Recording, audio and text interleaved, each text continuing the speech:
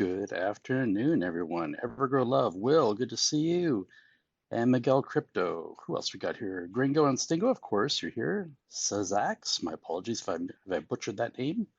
Who else we got here? Some new faces here. Rob, good to see you, man.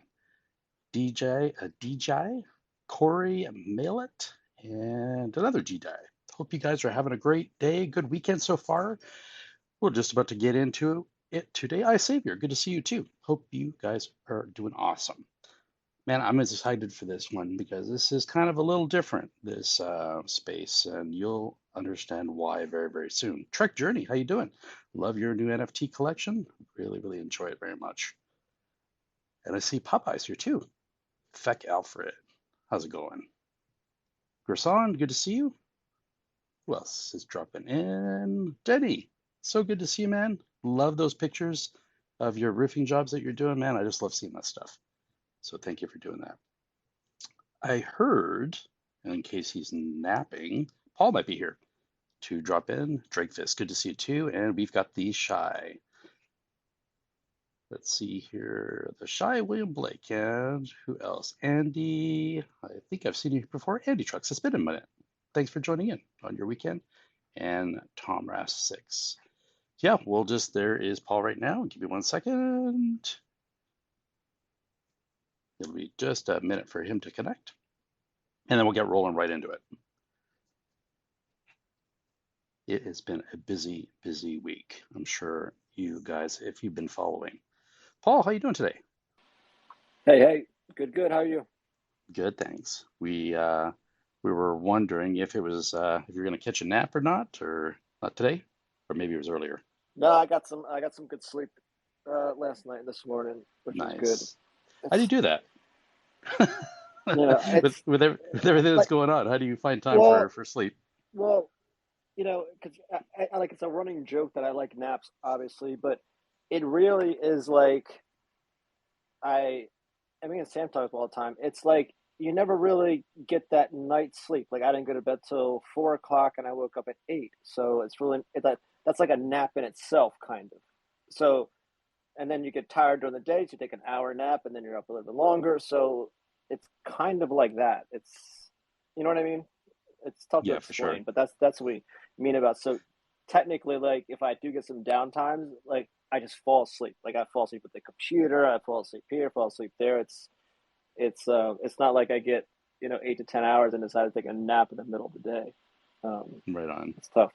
It sounds like military. I've heard a lot of guys in the military where they say they nap when they can, and they literally can like lean up against a tree and just crash for a few minutes, and they get the sleep when they can, right? Well, yeah, I mean that's all military, and it's not like I'll make this clear. It's not like Sam, you know, tells us to like, oh, we got to work 15 hours a day, and tells me, Cody, Rock, the rest of us like we, got to do this. It's just like it's just my nature. I know Cody, he, likes to work a lot. We all like to work a lot, and you just kind of get into it, and whether it's working on products and behind the scenes, and whether it's just talking on Twitter or networking or whatever, you just kind of fall into it, and just next thing you know, you're not really working. You're just kind of networking online or just talking to the community. Whether that's work or not is up to you guys to decide.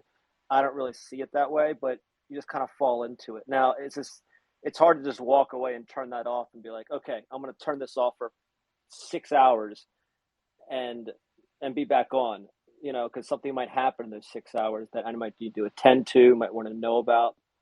Um, so it's kind of like that. Yeah, it's funny. My wife and I were talking about taking a vacation at some point, and she's like, "What are you gonna do if we go away for a week?" And I know I was just straight up honest with her. I was like, like I'm really probably gonna just disconnect. Like, I don't need to be online all the time. I do it because I really enjoy it. You know what I mean? And but my wife is very, very patient with me, and she's been like, she kind of puts up with a lot for me because I'm kind of knee deep in everything. You know what I mean? And it doesn't matter if it's work or EverGrow or whatever. It's just I'm kind of all in all the time. You know what I mean?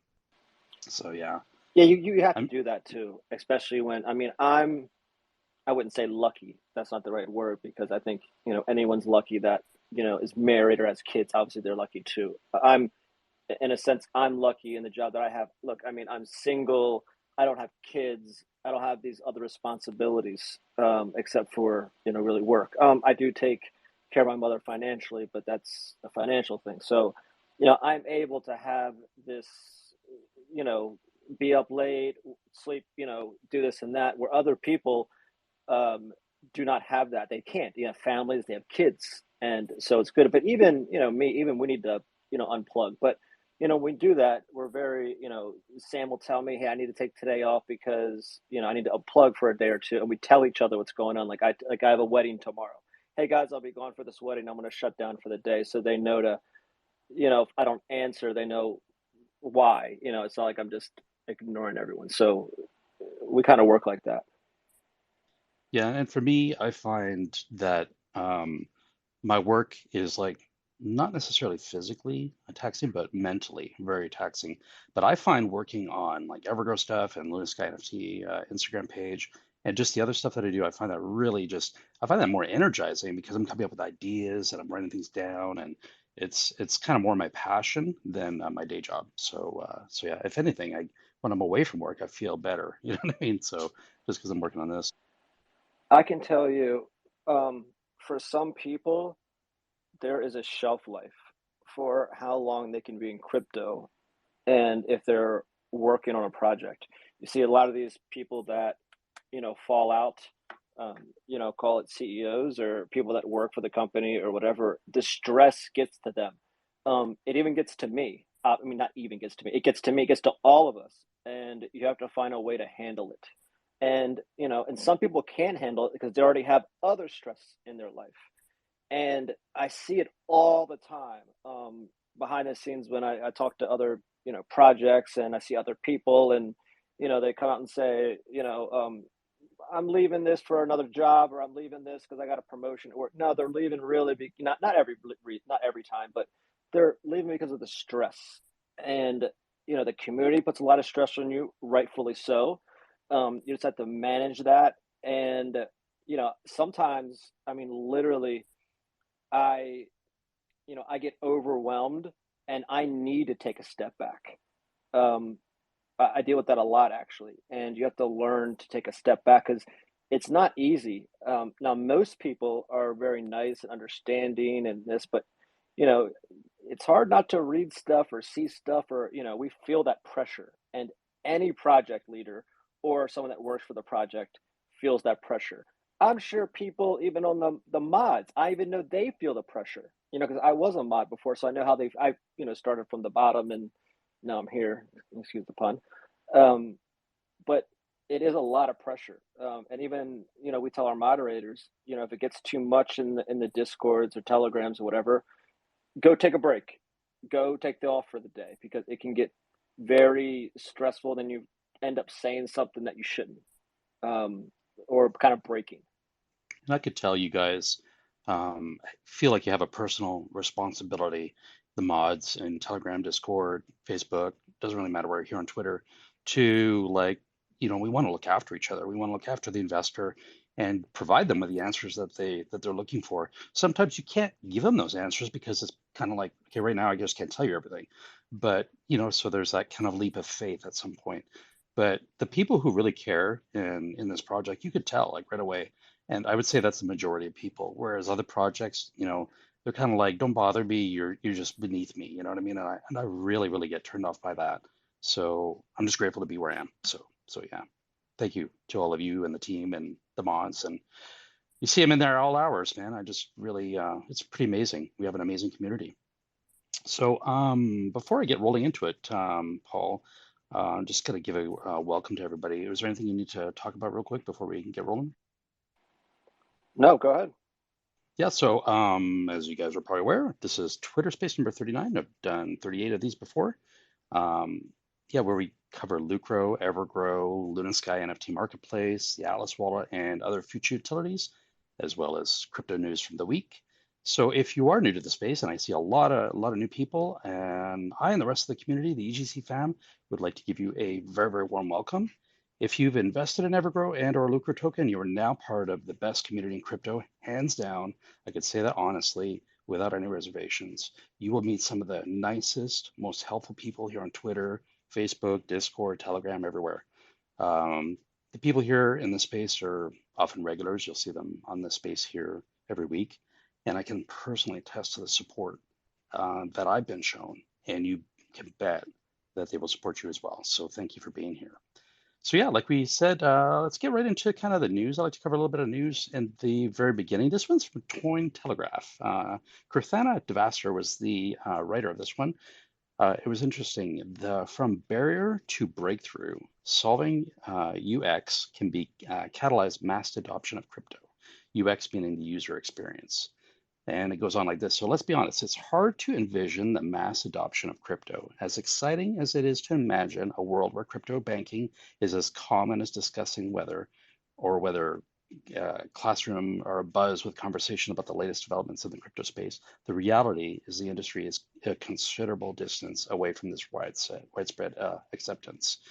Thus, rather, a fixating solely on the distant dream, it's crucial to zoom out and instead focus on the stepping stones that will guide the industry towards that future. One of the most overlooked fundamental factors that plays a pivotal role in driving mass adoption is the user experience. Complexity stands as one of the major obstacles to crypto adoption. Understanding the basics of cryptographic algorithms, digital wallets, public and private keys, as well as blockchain nodes, can be overwhelming for most users, leading to discouragement of exploring the space further. This only further emphasizes the need for developers to focus on creating a more intuitive interface that standardizes the user experience, that simplifies the interaction with crypto protocols and platforms. A detailed report by HubSpot revealed that a staggering 88% of consumers online avoid revisiting a website if they've had a negative experience. Moreover, this further extends to mobile applications where 90% of users have abandoned an app due to underwhelming performance and the overall experience. These figures serve as a powerful reminder of the influence of the uh, user interface holds over acquisition, retention, engagement, with implications for the crypto industry worldwide. It's really, really important. The user interface be as understandable, clear. People have to know what they're getting into, right? And then beauty and invisibility. Technology pioneer and guru Steve Jobs had a profound understanding of the importance of the user experience. He held the belief that technology should either be beautiful or remain invisible. His innovative approach, such as the iPhone and iMac, alongside his unwavering commitment to exceptional user interface, were not only a testament to this belief, but also transformed industries and set benchmarks for excellence. The lessons learned from the success of Web2 corporations and the importance of user experience is equally relevant in the context of Web3. In Web2, companies such as Apple provided that sleek design and clean user interface can not only attract users, but also foster deep emotional connections with products and heaps of anticipation for product release. Of course, such a level of anticipation did not emerge out of thin air. It was the result of a relentless commitment to delivering an exceptional end-to-end experience from the user. It goes without saying that this dedication to creating a seamless and captivating experience played a pivotal role in Apple's resurgence and ascent to becoming one of the most significant companies of its generation. I selected this article because I believe this is what I think the EverGrow team is doing right now, developing not only products that are very much needed, but also providing users with a better user experience. Improving the user experience leads to adoption, and adoption leads to revenue. So, for an example, we talked about in the past spaces about LunaSky V2 interface and how it's designed to be just a more simpler, cleaner interface and better than anything that's on the market right now. And like being intuitive, that's the key too. We'll go back to a little bit because this first article will dovetail perfectly with other stuff we're going to talk about here too. So the dark side of crypto, let's talk. I usually cover scams too. So this one is an article from Crypto Slate. A crypto scammer duped over 140,000. Let me go back to this 1 second. I just lost my spot. Sorry, duped over 14,000 people to make 6.4 million from a fake token scam. Crypto's scammers made around 3,234 Ethereum, worth around 6 million, from fake airdrops in the last 9 months, according to Aegis Web 3. The report showed that between August 2022 and May, the scammers defrauded 14,605 people through their fake token scams. These phishing scams send links asking unsuspecting users to claim airdrops. However, when these individuals connect their wallets to their sites, their wallets are exploited and their funds are drained. According to Aegis Web 3, the most profitable drainer gained almost 1,024 ETH from 1,714 victims, while scammers with the most victims stole 302 ETH from 2,137 addresses. Blockchain security firm PeckShield corroborated this report. These scammers had a field day with several airdrops in popular crypto projects like Blur and I think it's called Arbitrum, ARB. I'm not too sure how you pronounce it. Arbitrum. CryptoSlate reported that two malicious players stole over 1 million ARB tokens. At the time, blockchain security firm Certic reported a phishing site advertising by a fake Arbitrum Twitter account. Meanwhile, the recent proliferation of meme coins has allowed further scammers to create fake tokens with a name to the original coin to give the impression of free airdrops. One scammer used an on-chain functionality to create an illusion that Cypop creator ETH_Ben was airdropping the meme coin to the public. However, a closer look at the link showed that it led to a phishing website. According to Aegis Web 3, these scammers prompt users with messages containing words like, in quotations, approve, but when the user clicks approve, they are unknowingly transferring all of their assets to the phishing contracts. We talk about scams every week because we want to keep you safe. Crypto can be a pretty rewarding place. I could speak to that, but it's also a really dangerous place at some points. So whether you're new to crypto or a seasoned investor, just be careful. It is really easy to fall into complacency, click a malicious link without knowing. So some simple tips. Never share your seed phrase with anyone. I talk about this almost every week.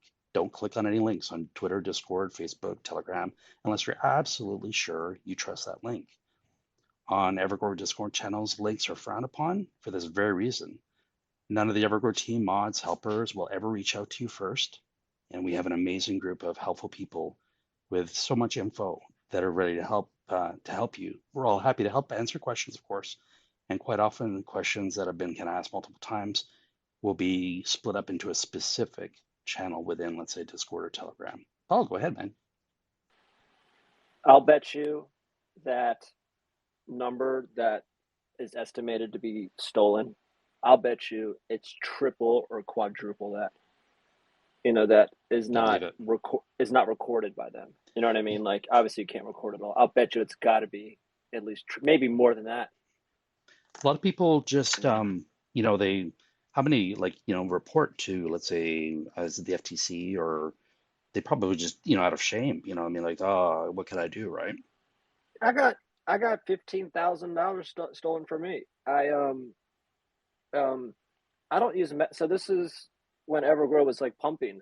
At the very beginning, I was a newbie and I had a whole lot of EverGrow, and I felt really bad for this guy because he was in Telegram and he said he got he said he got hacked, and he got hacked for, I don't know, I think it was 12 billion EverGrow.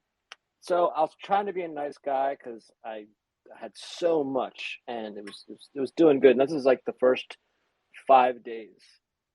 And so I was like, in my mind, I remember at the time, I didn't really know much about wallets and how they all worked and ever, but I knew Trust Wallet okay. But so anyway, I wanted to transfer him some. So I ended up transferring some EverGrow from Trust Wallet to MetaMask and paid the tax on doing it. So I transferred like 30 billion. And at the time, I think it was like maybe worth $1,000, maybe 500, whatever it was. It was kind of that amount. And I transferred him the 12 billion to his wallet because in my mind, I was like, I didn't want to transfer from my big wallet, even though you can now I understand you could track it back, obviously from wallet to wallet to see where it came from. And then I had 18 billion left in that account. And I just forgot about it. Let it go. A couple months later, in like December, I go in there, and next thing you know, that 18 billion EverGrow I had left in there is worth $15,000. I don't. I never did anything with the wallet. I went to go check on it. I was like, oh, look at that. Like, you know what? Let me just, I want to take that out. Like, I deserve to take a little profit here. And I remember I had like, like $600 of BUSD in there. I didn't have any BNB. So I was like, all right, let me come back tomorrow and, transfer some BNB in there, and I can pay the gas and get it out and, uh, you know, uh, put it over to crypto.com or Binance to take it out into my bank account. I go back in there the next day, gone. All of it, just gone. So I don't know how they got in. I still don't know how they got in. But someone actually transferred the BNB in there for me, and then they took it out themselves. And the only website I clicked on was that token Vetter that came out around that time. And they were, Vetter kind of told you what projects were good or not. That was the only thing I approved. And but I blame Interesting. myself, and I still don't know what happened. I know Vetter is still around. I'm sure it wasn't their site, but I don't know what I did. I obviously didn't report it. And at the now, what 18 billion is, what 500, $600, whatever it is. But back then it was $15,000 That's a gone. lot of money. Yeah, that's a lot of money. Yeah. And a lot of times we don't know, like, some people, it might be through token approvals, it might be, not disconnecting your wallet. It could be a number of things, and it's not like there's really any trail left behind. And but the problem is once it's gone, it's gone. There's no. Actually, a friend of mine, he said to me, he said, with everything being on the blockchain, if somebody were to rip me off, would EverGrow give me my tokens back? I'm like, no token project would give you your tokens back if you are hacked.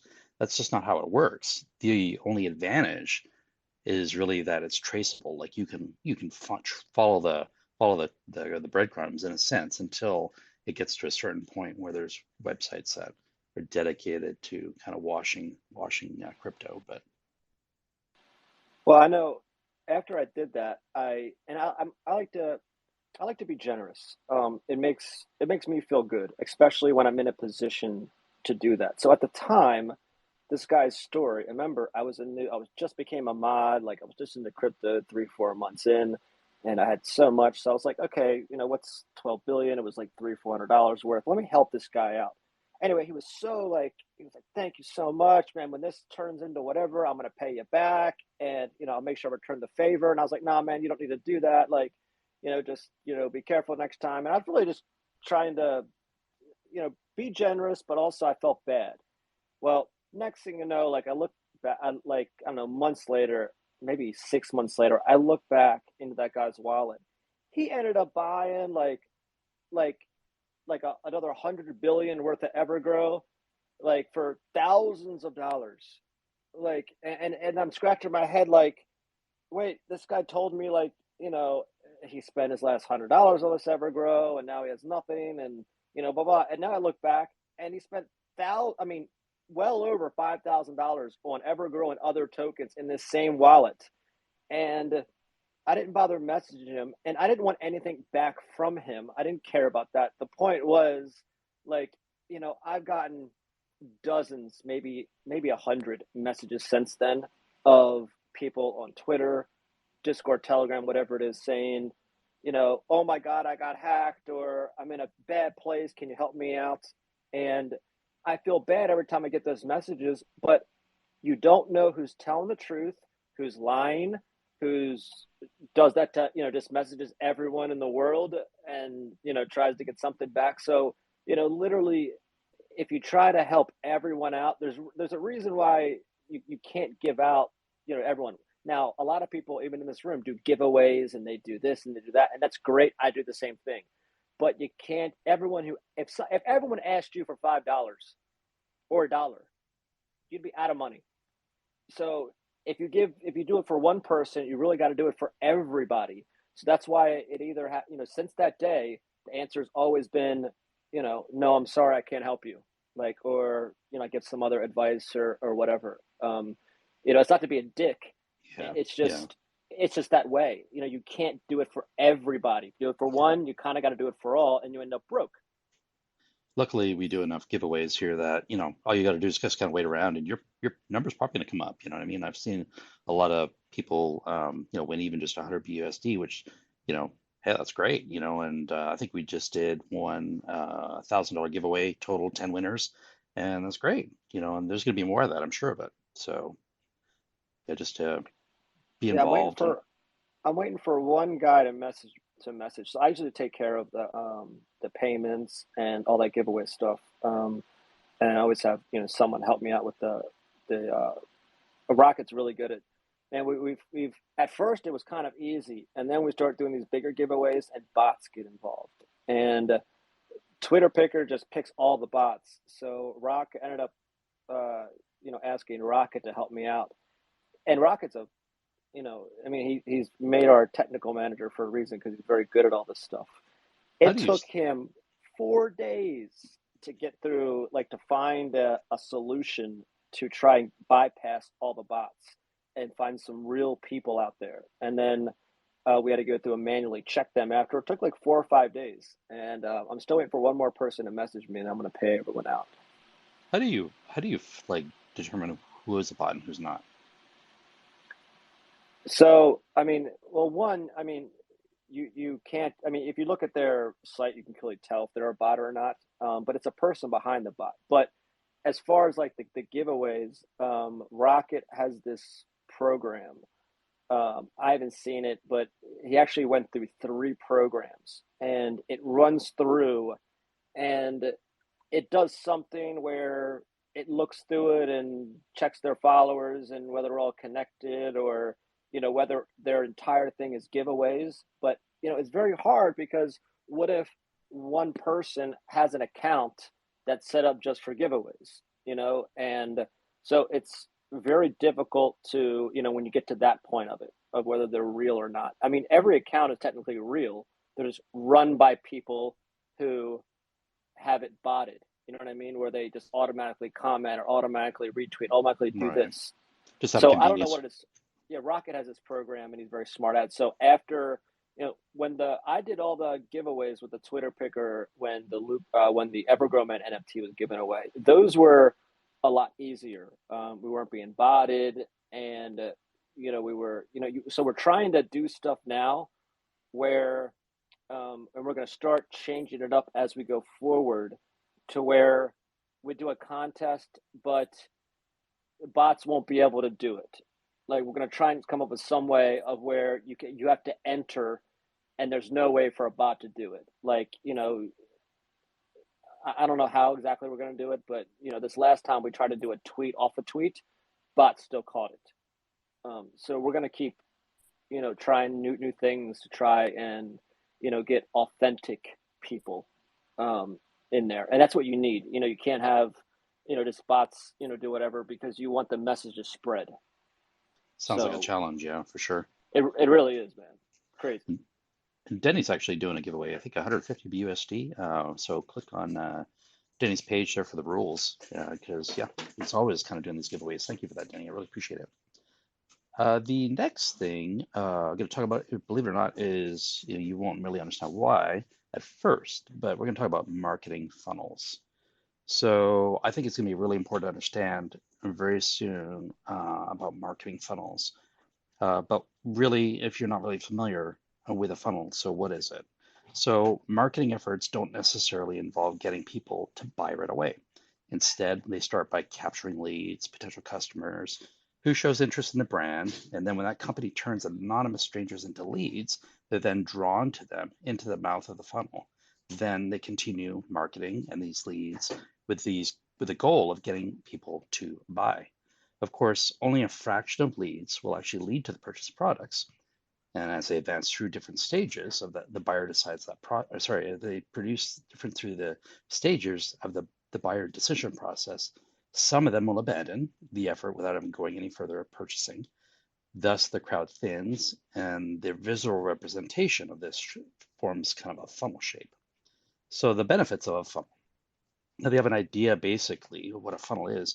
You're probably wondering if you start using it as part of the small business strategy. So they usually be ask yourself the question, do I have a service or product I intend customers to purchase? If the answer is yes, then you definitely should. As a business, your success does not only depend on the quality of your offering, but also in the way it's presented and marketed to consumers. Everything from your website layout to color scheme, packaging of your product also plays a huge role in your customer's journey through the marketing funnel. How you choose to promote your funnel will also impact this, of course.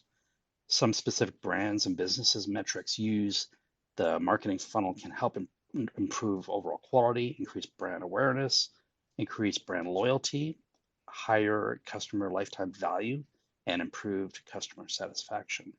So having a clear view of a customer's journey will allow you to identify any of the roadblocks that hinder their progress through that funnel. Based on that data, you can then make changes to eliminate these barriers and improve your conversion rate, whether it's by making your website more user friendly, creating social media campaign, or promoting on different channels. That's why funnel marketing is so effective. So this subject dovetails perfectly into what we're going to talk about, which is what Sam tweeted about. So there are some people on Twitter asking when full marketing will start.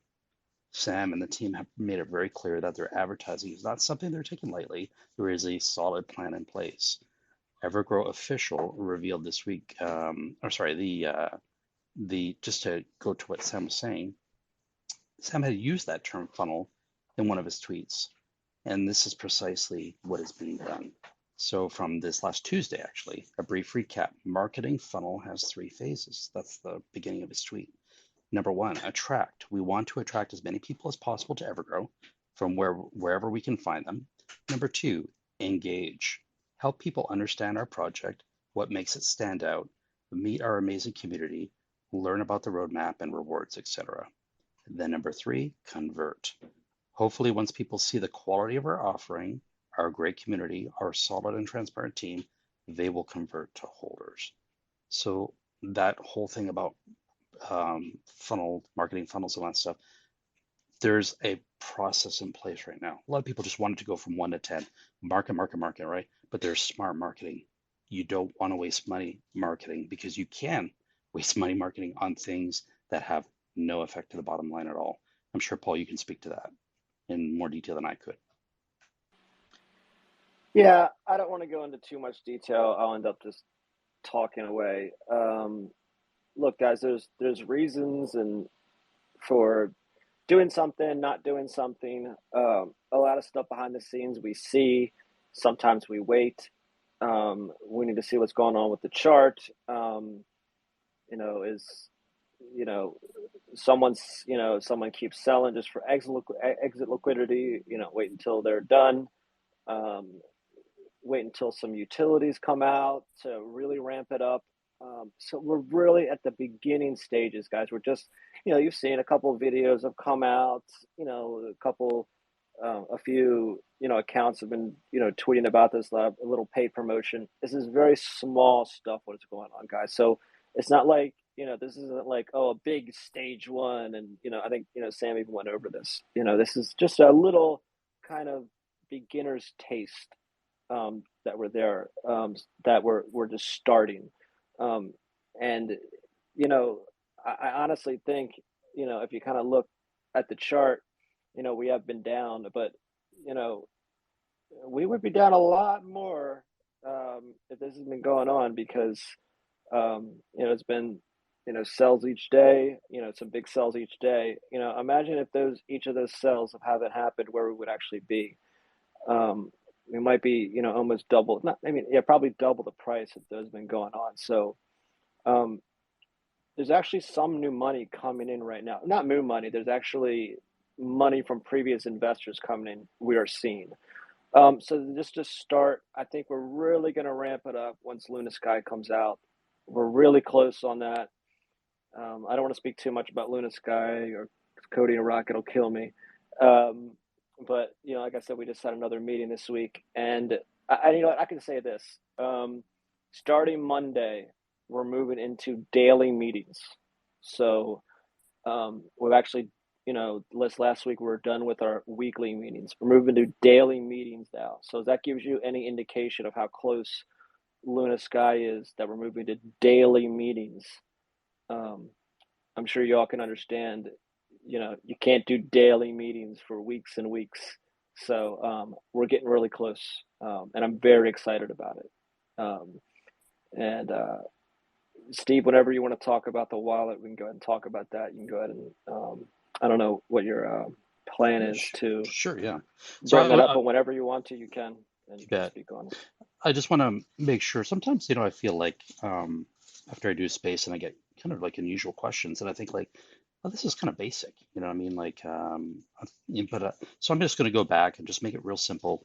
Um, everybody, many of you know that EverGrow represents a term of a token, which you can hold, which provides you, the holder, with reflections, and reflections is just a way of saying passive rewards. The current EverGrow tax is 5%. So whenever EverGrow is bought, sold, or transferred, the tax is incurred, and 4% goes to holders in the form of a reflection, and 1% goes to the marketing wallet.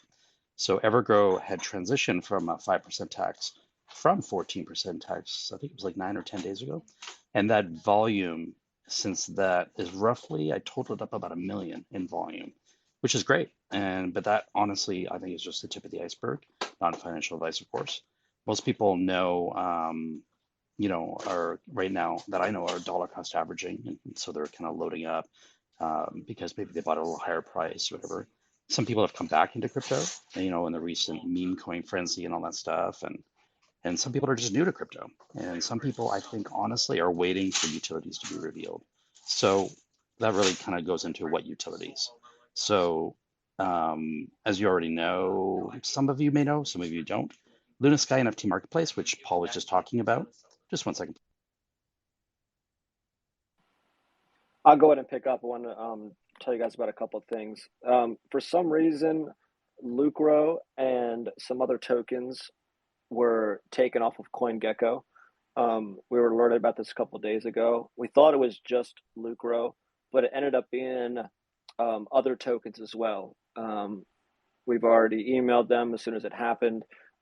We think it's a glitch because if it was just Lucro, it would be just us. But we found out that it was many other tokens that we actually know about also. So unless they decided to cut off a whole rack of tokens at the bottom, which I don't think they would do, I think it's a glitch. But I think they're dealing with a lot of emails and messages right now. I think it's a glitch. So we are aware of it. And as soon as they get it back up and running, it'll be back on CoinGecko. But it has nothing to do with us, something we did or anything like that. It's Just happened in the last day or so, right? I think it happened like 2 days ago. Okay, gotcha. I Right usually after it happened, I emailed them, but I talked to a couple other projects that happened to them also. I don't want to name them and just call them out right now, but right. it was a couple other projects that were under 5 million market cap, also. So I know it wasn't just us, and that's how I know it Gotcha. just it wasn't like a problem with Lucro. So Gotcha. everything's all good with it. Everything's fine. I don't know what happened, so I just want to let people know about that. Yeah, I usually look it up on, well, I mean, if it's not CoinGecko, I look it on PooCoin or something like that. So, which is still, you can pull up all the data on that. So yeah, LunaSky NFT Marketplace. Paul talked a little bit about that before. So that's currently right now in the beta version. I'm sure most of you have seen it. Most of our NFT artists are using it. Once V2, which is the kind of, I don't want to say it's a new and improved because it's completely different. That will be, the beta version will be retired. Cody would very much like to retire that, and that's being very kind. LunaSky V2 is the NFT marketplace, which most of us know is going to be the one to watch because it has so many built-in features. Thanks to the community, the team, and the devs, who've really kind of worked in developing LunaSky V2 because there was a lot of suggestions that came in. What would you like to see? I mean, I've seen all the comments on Discord where people are like, "Yeah, I would like to see this feature. Could we do this?" And that was really kind of this kind of whole culmination of the last months of development, whereas people were putting in as much as they could into one final product, not just a very basic version and then waiting for updates and updates and updates. Let's give you a great product right out the door that's going to be not only look great, but it's going to function beautifully. This came from the official LunaSky Twitter page just yesterday, actually.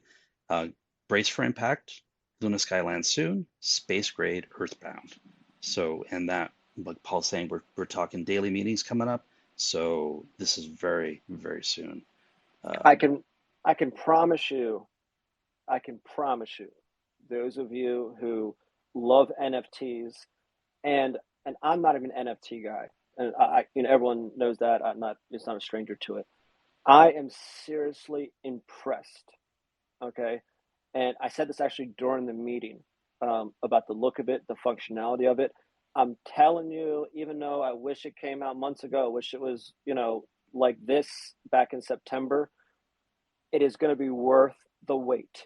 I, for those of you that really believe in EverGrow and really, you will see that you'll be like, oh my God, okay, it was worth the wait. I know right now that's hard to hear. It's not much longer out. Like I said, we're about to start daily meetings now, which means we're right there. And like I said, I don't want to give a date out. I don't want to say next week or the week after because what if we get backed up and then people are like, oh, you said this, you said that. But guys, it looks great, it's functioning great. I mean, it's like 100 times better. I mean, don't I mean it's not even a comparison. You're gonna love it. I know you're gonna love it, and I think a lot of people outside the community are gonna love it too. NFT, from talking to Cody and Rocket and NFT people, but obviously it takes time to build these communities, which is, it's not like it's something different. Obviously, building and maybe other people can go into this. If Moon's in here, other NFT guys, it takes time and partnerships to grow an NFT marketplace, and that's what we plan to do. And I really don't have any doubt that we can grow this with the way it is, and plus keep updating it. It just looks great, guys, and I'm so excited for the true NFT people out there and EverGrow in itself because I think it's going to bring the community a lot better, and it's going to show the people that are maybe on the edge about EverGrow what we actually can deliver, and that's what I'm most excited about is what it can deliver. Also, I'm just going to say it right now. Also, and when Steve can get this and when he wants to, I just put together this weekend a 10-person wallet beta team. Before it was just management team kind of going over the testing. I've added 10 people, some from the community, some from the actual team that have started using it this weekend to play around with it. I have a meeting on Monday with everyone to go over some stuff to kind of not try to break it, but go over some functionality issues and things. So we're at that stage of the wallet right now. It looks great. It's functioning great. If you want to go to my or Sam or EverGrow's profile to see some shots, some videos of it actually working, maybe Steve can go into a little bit more. Yeah, for sure. I'll just finish up with LunaSky real quick. But so with everything about EverGrow obviously is utilities, right? LunaSky right now is a utility, right? And LunaSky V2 obviously with all its improvements, it'll be more integrated utility. Specifically Lucro, which adds that utility for buyback and burn of EverGrow with that 1%. The EverGrow Man NFTs, that's basically once those NFTs that'll go 100% towards buyback and burn of EverGrow and the importing of collections from other NFT marketplaces. I think that's going to be a huge thing for EverGrow, for LunaSky NFT. So Lucro, we talked about that, the 1% tax, the low circulating supply is a really, really big deal, I think, for Lucro. I think a lot of people, I just think Lucro is a little sleeper right now, honestly. 100 billion of circulating supply. Third of that, I think, is tied up in liquidity and staking right now with Brew Labs. I think that token, as long as the utility is there and people are using it and buying and selling it there, I think it's gonna take off. That's just my opinion. But let's talk about Alice Wallet. So you guys have been waiting for this kind of thing to see. You've seen the videos. It looks great. It's designed to not only provide a better DeFi wallet experience for the user, but to add revenue to EverGrow. Each transaction provides a small amount of microtransaction revenue to the project. The team have actively negotiated with partners. Paul could probably fill you in on that to keep the cost down and extremely competitive with other providers. And Atlas Wallets things are doing things that other wallets are not doing or trying to implement right now. So, Paul, about these 10 people, tell me more. Okay, so you can go ahead and talk about it. So Steve is one of our beta testers, and I think everyone else, it was kind of last minute. I asked anyone in the group if they were on Steve's space, if they want to come up and talk about it. They can go ahead and talk about their experience and what they've been like. They just got it, I think maybe earlier today. Um, so I don't want to call anyone out that's not up here, that doesn't want to talk. Some people are shy about talking. But I see some people in the room. If you guys want to come and talk about, you know, honestly, just what you think about it or what you've used it today, if you haven't used it, whatever. So, Steve, you want to start off? And if anyone in here is actually on the beta team that I don't see and you want to come up and talk about it, please come up, because hearing from me is kind of biased, obviously, because you've heard from me before. So, I want Yeah, someone else to talk. I got to download it this morning, and I can tell you right now, it is just I'm impressed. Like I'm just really, really impressed. Like you could probably see the smile on my face. It is so much easier to use than other products out there. It is very, very responsive. I had no trouble whatsoever navigating around. Everything made sense to me. At no point was I like really unsure about anything. The actual Face ID, I mean, it actually works faster than my iPhone does to unlock the screen. Like I was so impressed with that. The display was great. I turned mine to dark mode, which is my kind of my thing. But you can go not to dark mode if you don't want. Um, yeah, I think it's just an incredibly impressive product. I went and purchased some BNB today through one of the providers, and it took pretty the normal time. I wouldn't say it took any longer or any less. It was pretty. I added a new crypto to my token list to watch. That was so easy compared to what I've used in other. What else? I saved a few browsers to the. Yeah, no kidding. EverGrowLove says I can smell the smile on my face. No kidding, it's true, man. I just love it. Is a great. I keep coming back to it over and over and over because I really, really like it. And so I saved a few websites to the browsers. Toggled all my notifications, so when I bought, I could see the notification right away. I added price alerts. That is awesome. So now when I see a token go above or below a certain price, it'll automatically send me a notification. It is great. I just love it. So yeah, it's fantastic. Have you found anything that, and you can be honest here, I don't, we don't mind, it's a beta test, so we're going to find problems with it. Like, um, for instance, like I'm addressing right now with the devs, the address book. It's a little too, um, like on Trustwall, they actually have an address book, and they're real thin, so you can add as many names as you want, but in our address book, it's a little wide. So I'm having them shrink it down so you can fit more names on the screen. Also, another thing I'm having them do is alphabetize the token list. Now, I can do that manually once I get the dashboard. I'm just going to have the devs do it because it's their responsibility. So I'm going to have them alphabetize the swap list, the search token list. These are just a few things that we're going through, that usually I go through as I see problems. Now I got the beta testers. Their main thing is I want them to go through the swap, the cross chain swap, and the direct buys to see if they're working and not working. Now we all know we can't control third parties. Um, like I don't want people thinking like, oh, like Simplex. Sometimes you have to call your bank. Like I remember when I used Simplex, I had to call my bank and get my card whitelisted in order to use my card once. Like there. So that we have Transact, Mercurio, Alchemy Pay, and then hopefully Simplex will be ready on launch. Um, you know, in different regions, territories, and the bank you use will determine if it goes through or not. We have nothing to do whether your transaction goes through or not. But what we want to do is give as many options as possible. So whether you're in the US or Canada or Europe or wherever, if this one doesn't work, then the next one will for what you want to buy. So that's what I'm having the testers do is do direct buys with Bitcoin or BNB, do the swapping, do the cross swap, make sure the functionality is working on different devices. I got half of them are iOS, half are iPhone, half are iOS, half are Android, different styles of phones. So, it's more so not suggestions of what we need because everything is there. It's more of functionality and making sure stuff is working. And they're going to provide feedback to me.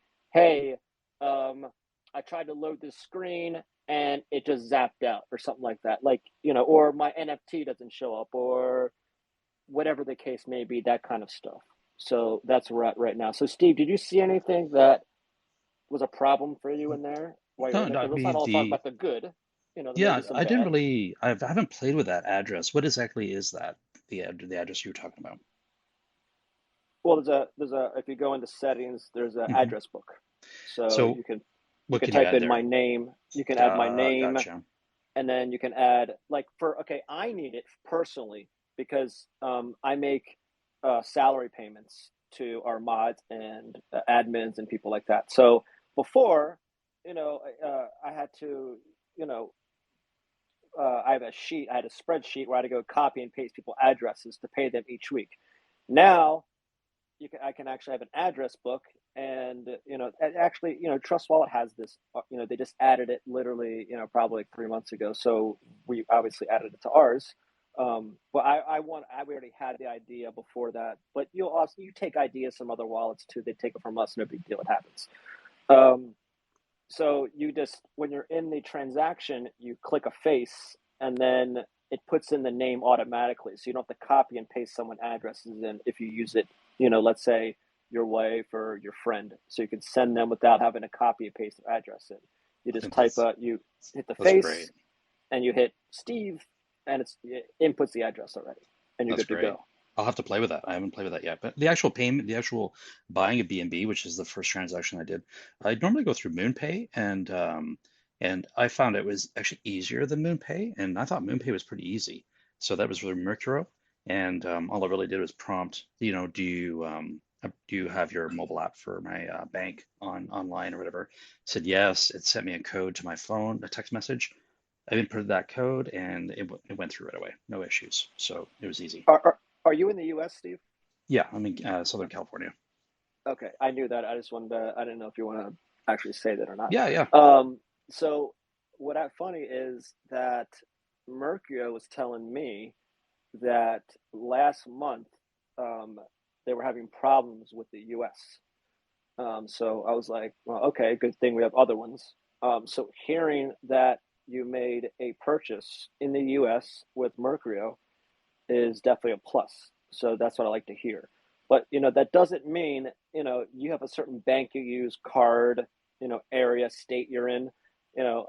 It's going to be to see which states work, which ones don't, which countries work, and that's what I said. We want to give as many options as possible. And going back, I'm going to go back to something that I wrote on Facebook talking about revenues. I want people to understand the difference of how we're making revenues. When you guys send a transaction, and most of you know this, but for any new people, if you guys send a transaction, let's say Steve sends a transaction to a friend or a wife, whatever, he has to pay gas fees. We don't make any money off those transactions. Okay, just to let you know, like those are transactions from peer to peer. All you gotta do is pay gas. So if you're on the BNB chain, you got to pay 3 cents, 10 cents, whatever the gas fee is. Ethereum, obviously, a lot more. We don't make any money off that. So, and I don't want to get into we have a small fee for the swap. We have a small fee for the cross chain swap. So that's two. And then we have a fee or revenue split with each of our partners of the direct buys, which are Simplex, Mercurio, Alchemy Pay, and Transact. So each of them we made a different deal with. Some of them were a revenue split. So that means any token that someone buys. So let's say someone buys $10,000 worth of Bitcoin. Okay, we have a fee. Okay, I don't. I'll leave it to Sam if he wants to say what each fee is for each one, but it's a very small fee that's competitive with everybody. I mean, made sure not to go over what other wallets have, so we're definitely under. So let's say it's like 0.75%, which is a very small fee. Let's so out of that $10,000, if someone were to buy $10,000 worth of Bitcoin, they did a bank transfer in our wallet, we would make 0.75% of that transaction profit that would go to us, not just an EverGrow buy or a Lucro buy. Any token at all that someone buys inside our wallet, we will get a cut of that. And like I said, they're small fees and they're tiny, and we made them that way so we can be competitive we can be competitive or under, the other wallets that are out there. A lot of these wallets charge 5%, 10%, and a lot of this is because the third party charges a fee, and then the wallet person, the wallet, say another like called Trust Wallet, they put a fee on top. If we put a fee on top, we want to make sure it was under what all of theirs was, or we didn't change what their fee was, but we negotiated a revenue share. So let's say a partner charged you 3% per transaction. We said, hey, let's do a revenue share where you get half and we get half, so it doesn't go above 3%. Now, I'm just giving examples here, but we did make a deal, 2 deals like that with a couple partners. So this way, we didn't have to add anything on top.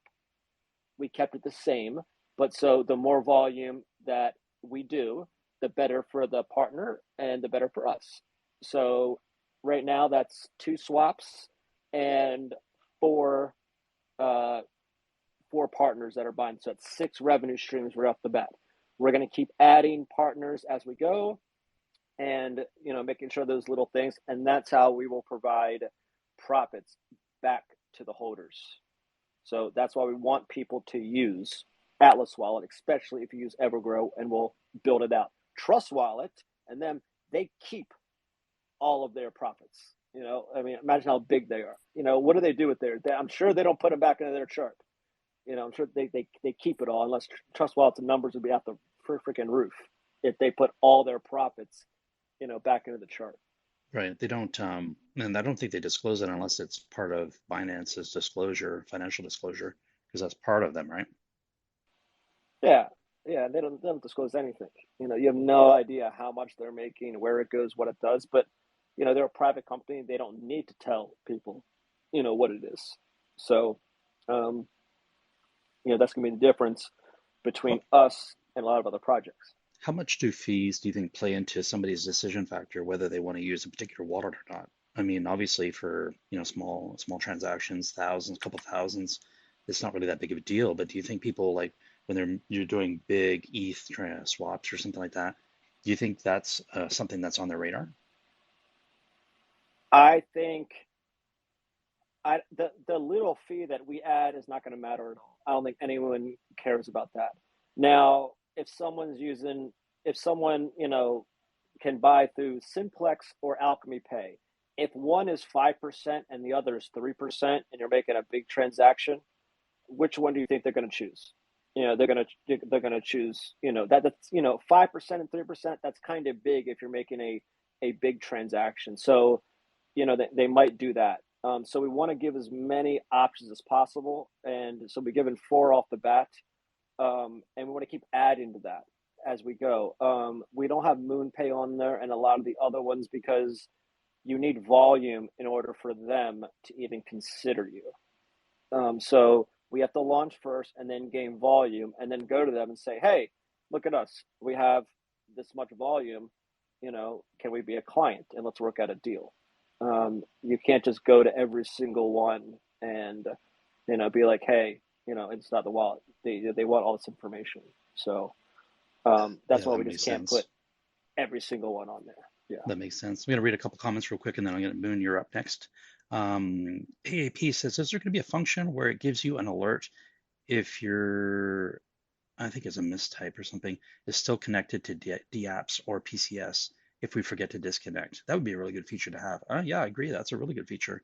And then they also said, hope it's going to be tough competition for OpenSea and steal their juicy market share. I'm sure that's LunaSky right there.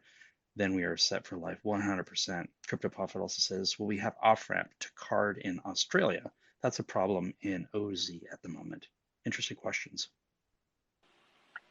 I think, that's what we're testing right now. A lot of these companies say, oh, yeah, you can off-ramp here in 150 countries, and you can do this and do that. I don't like to take their word for it. unless it can be tested. So that's why I just had Steve. I was like, oh, okay. Mercury has said they weren't available in the United States because they were having problems with it in the first quarter. Um, and Steve just did a transaction today, so that was good. We do have someone from Australia on the team. Um, he is going to try out, on ramp, off ramp, and see how we go. Um, and I want to make sure I preface this, even though, like I said, we're going to have so many features at the launch of the wallet that I don't think any other wallet had at launch. We still need to keep updating and get there and make it better. Like, we're not going to have the card right away, like on launch. These things need to come after, or you guys are going to be waiting another year or two. I'm not a year or two, but, months and months while we keep adding stuff. But we need volume to, get attention of these bigger companies, to get a better deal for you guys to do this. We need to, implement and, change things around. Like, they need to put their so some of these new companies that come out, they're on a browser, on a website. Well, they need to make their website into the wallet. I forget what it's actually called, like, so it can come up on the list of to buy, like when you press simplex, say, like on Trust Wallet. Like, it's obviously a website too, but they've actually put it inside a wallet in the sorry, I'm having like I'm fumbling my words here. It's got to be in its Steve, help me out. Yeah, I'm not too sure. Don't worry about it Like though. like the browser's got to it's got to go inside the wallet, so you can press a button and it pop up Right. on a little window. You know what I mean? Like, Yeah. they have to translate it from the website. It'll come up in the browser, but we want it to, if they come up in the browser, then you can do that, but we don't make a fee off of it. And the whole point of the wallet is to give you guys something, but also offer it as a utility to get profits back to EverGrow. Now, I don't Right. want to keep, stressing on, oh, we're going to make money off people. We're not trying to sit there and gouge people. That's why we're trying to make the fees as low as possible. And the end goal after 6 months to a year, we're going to keep going after that, is so you enter Atlas Wallet, you don't have to go anywhere else. You don't have to transfer out to a CEX, to a centralized exchange, in order to off ramp. You don't have to buy from there. Everything can be done inside the wallet. And that is our end goal, sooner rather than later. And I think we've accomplished at least 75% of that on launch. Awesome. Awesome. Yeah, I noticed the browser when I typed in a website, it would just, even though I typed in, let's say, evergrowagc.com, it would take me to a browser with that as an option, like, kind of like you're just doing a web search, right? And then I would click on it and it would take me there. So it wasn't like a direct website link in a sense. Does that make any sense? Even though I typed it in word for word, evergrowagc.com, it didn't take me directly there. It was almost just like a general browser search. Moon, thanks for being so patient. I hope you're continuing to do better. How are you today? Hey, Steve. Hey, Paul. Hey, EverGrow fam. How you guys doing? Doing great. How are you? I'm doing much better, actually. Awesome news. Awesome. Finally see some real improvement. I'd like to thank the EverGrow family once again for all the financial help. Thank you very much. I still have Good to stuff hear, to my do, friend. but thank you, Paul. Good to hear. Yeah, I'm feeling better. Been listening to the conversation. First of all, I'm excited. Like, very excited for the Atlas wallet. I think I'm even more excited for the Atlas wallet than LunaSky, if you would believe it. Trust Wallet, somebody said that Trust Wallet, we were talking yesterday on Telegram. Somebody said that Trust Wallet is just added on ramp, off ramp. And that's true. But if I'm not mistaken, their main service that they partner with is MoonPay. Here's the thing about MoonPay. MoonPay is very expensive. I'm reading this off of Google right now. MoonPay's purchase fee is 4.5% or $3.99, whichever is higher. That's pretty damn high, gotta say.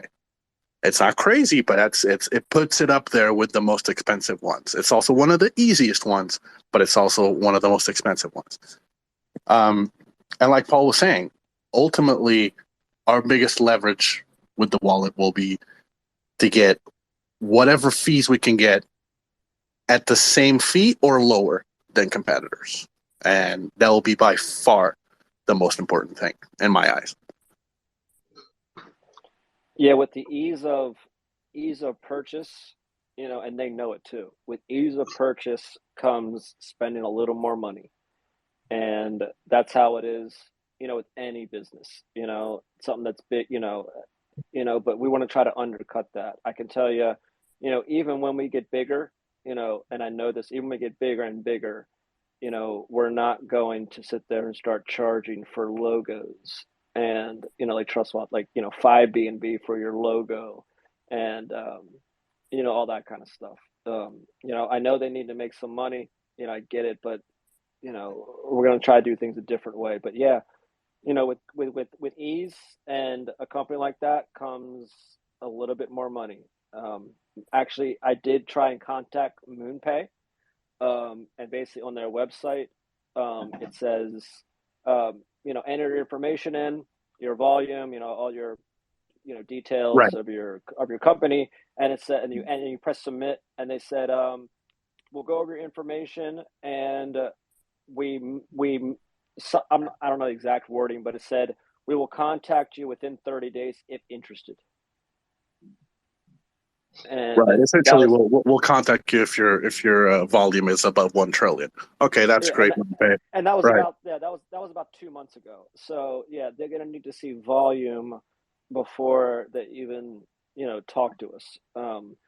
Unless you know somebody, and we haven't known with MoonPay inside MoonPay. However, I can tell you this, guys. One thing I never stop doing, and this is very underrated, is networking. I am constantly networking with people. Okay, connections in this space is almost as important It's as everything.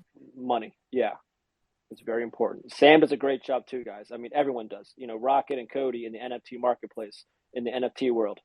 I'm sure you know that, Moon. They do, so much. I'm sure you do the same thing. Rocket is especially good at that, I would have to say. Oh man, he's so good. And what we try to do also is, we always talk. We don't always talk about, but I talk to other people and they get excited about getting 1,000 followers or whatever it is. A lot of people, there's other people that get they get mad at other people having more followers than them or whatever. This is a good thing. For anyone in EverGrow, we want all of you listening right now. I want every single one of you to have as many followers as the main EverGrow account. I even want to do that, and I don't want them to be like bots. I want them to be real people. Because the more people that have bigger accounts that support EverGrow, the bigger our message can go out to everybody. And one thing we don't like to do, and I'm sure all you agree, is we don't like to, mislead people and be like, we're gonna, we're going to the moon because just because, just because we're EverGrow. Like, no, we're gonna do good because of this information. Come and read about EverGrow, and you will see why we're going to be a successful, token / business. Why our product's going to be, successful. Like, come read about us. Come, ask us questions. We will answer them, and that's what we want people to do. And Atlas Wallet and LunaSky have the potential to be, and I know people just throw this around, but market disruptors, right? So we're doing something really, really different. I understand companies need to make money. That's totally understandable. But I think we're in it for the different reason, right? We're here to make a profit in order to benefit the entire community, to benefit the entire ecosystem. Whereas a lot of companies are just like, hey, we're making money for our business and our business alone to benefit us. So I think LunaSky and Atlas Wallet are on the right track, 100%. Lowering fees and being fair and not charging, like you said, 5 BNB for a logo. You know what I mean? This is really, really going to have an enormous impact on, I think, on just the whole space. And Steve, like we were talking about the 4.5% fee that MoonPay charges, right? And that might not seem like a lot, but maybe for us. But for people who do regular transfers, for people who do regular buys, for people who, just move more money, and it doesn't even, I'm not talking millions. If you're going to, do anything with 10 BNB, 4.5% of that, that's $150. That's $150 you're paying. That's not a joke. Yeah, it's a lot of money. Yeah. You got to get people's attention if you're saving them money too. So, most of it, a lot of the other, they're around 3%, like 3-4%. 5% is too high. Most of these, are around, the bigger ones are around 3%. There are a lot of smaller ones popping up that are around 1 and 1.5%. And except, they don't work everywhere. Like you said, with, it's something that works everywhere that they can charge those kind of fees. The other ones that are kind of, they don't have licenses in this country or that country, they're charging Right. less fees so it's, I mean, I'm personally fine up to 2%, 2.5%, even there. I would be fine. 3%, that's already starting to, it's still fine. 4 and 5, okay, now you're kidding me. Yeah, you start to really notice it. It's also too, sorry to cut you off, Steve. It's also too is how you do it. So, I would like it in, the US if you could do bank transfers, because with bank transfers, the third party, the bank will charge you a very small fee for the transfer, and then the third party would probably transfer you, would it cost 0.5%, which is very small. But when you do a debit card or a credit card, the third party has to pay, $2.99, to the credit card company, and then they have to make a fee on top of that, the third party. So add another percent to that. And then if you have it in your wallet, you got to add something on top of that. So it keeps grows and grows and grows. So the biggest thing is to get the closest as you can, cut out all the middlemen if you possibly can. Go straight to Visa, go straight to MasterCard, go straight to the source without having these. Right, which is basically the fees you cannot get rid of, is the fee you're going to pay Visa or MasterCard. Everything else you get rid of. You're right. And what we've tried to do is not add anything on top of with a lot of these. And, one or two of them we couldn't do. They wouldn't allow it. But like I just mentioned with revenue sharing, let's say, one of these partners, charged 3%. Well, we said, look, we don't want to add anything on top of that and make it 3.5%. How about you take 1.5%? We'll take 1.5%. This way we make a little bit more, but we don't raise the rates. So, we cut out a middleman, which is Atlas Wallet, but even though what will still make a fee off of that without raising the rates. Some companies will do this, some don't. Now, like I said, if we get some good volume, we will. Sam is one of the best negotiators and people to talk to these companies as I've ever seen in my life. And I've been around business for 20 years, 22 years. I've never seen anything like it. So, man, if we can get some steam behind this and some volume pumping through the wallets, we have the best guy at the front to sit there and negotiate these fees and get them as low as possible for you guys and get as many options on there as possible. Because like I said, what one payment option won't work for you, it'll work for someone else.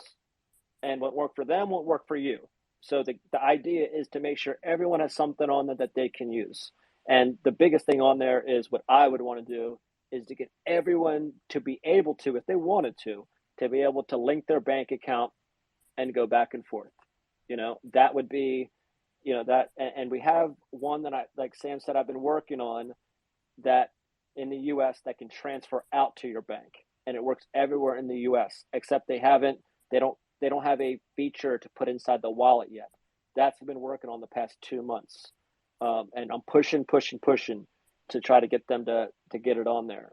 So when that's available, I'm going to get it right on there. And then hopefully we can expand out, and get other partners in there in the Europe and stuff like that, have a bank account and be able to do the same thing.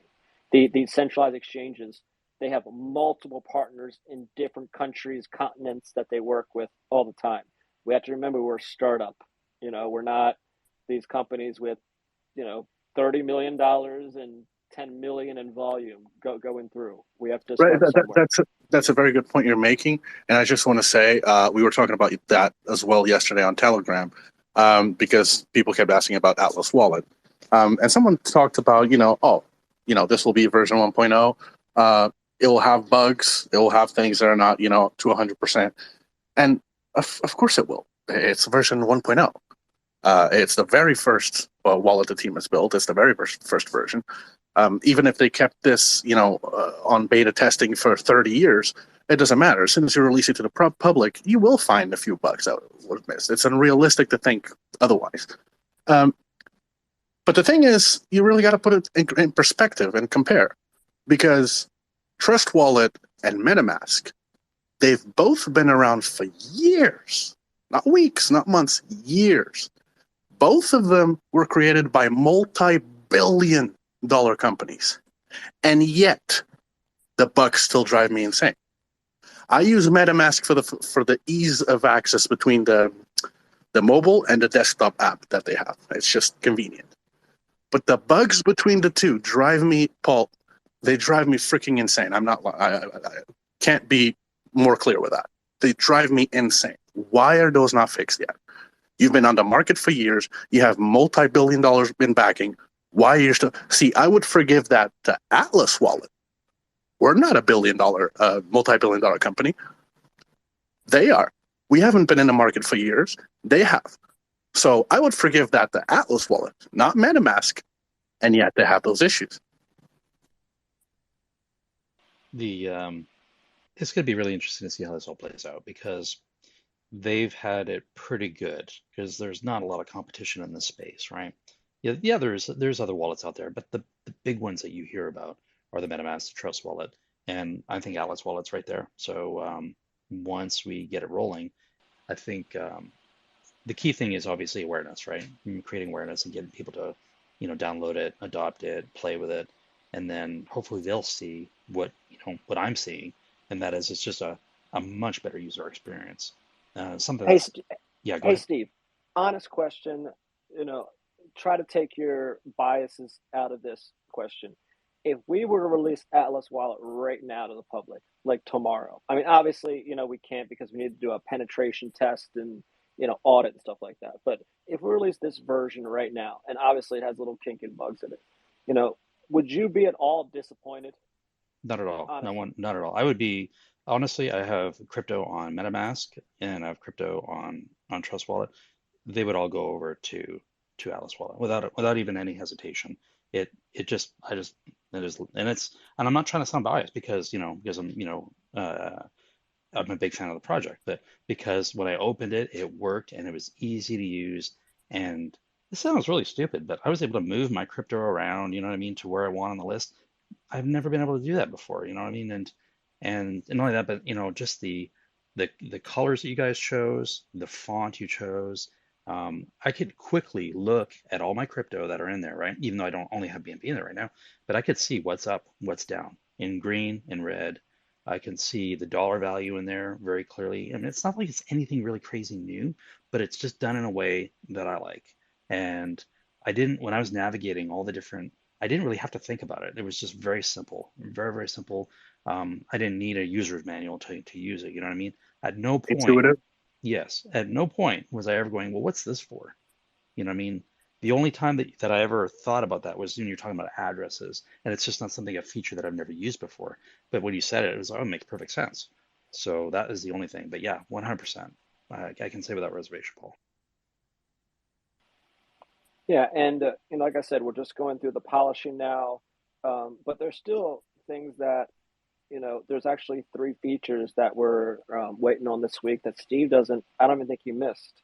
Like, I can say this right now, Steve, you didn't even click on the charts, did you? Like to see if there's a chart on each one. I did. Let me see. I don't want to leave it right now, go into it. No, I don't think I did click on the chart. Yeah, see, he didn't click on that, so nothing comes up yet. It's actually just a plain old chart. We're getting something installed. It should be literally probably in there within the first couple of days of the week.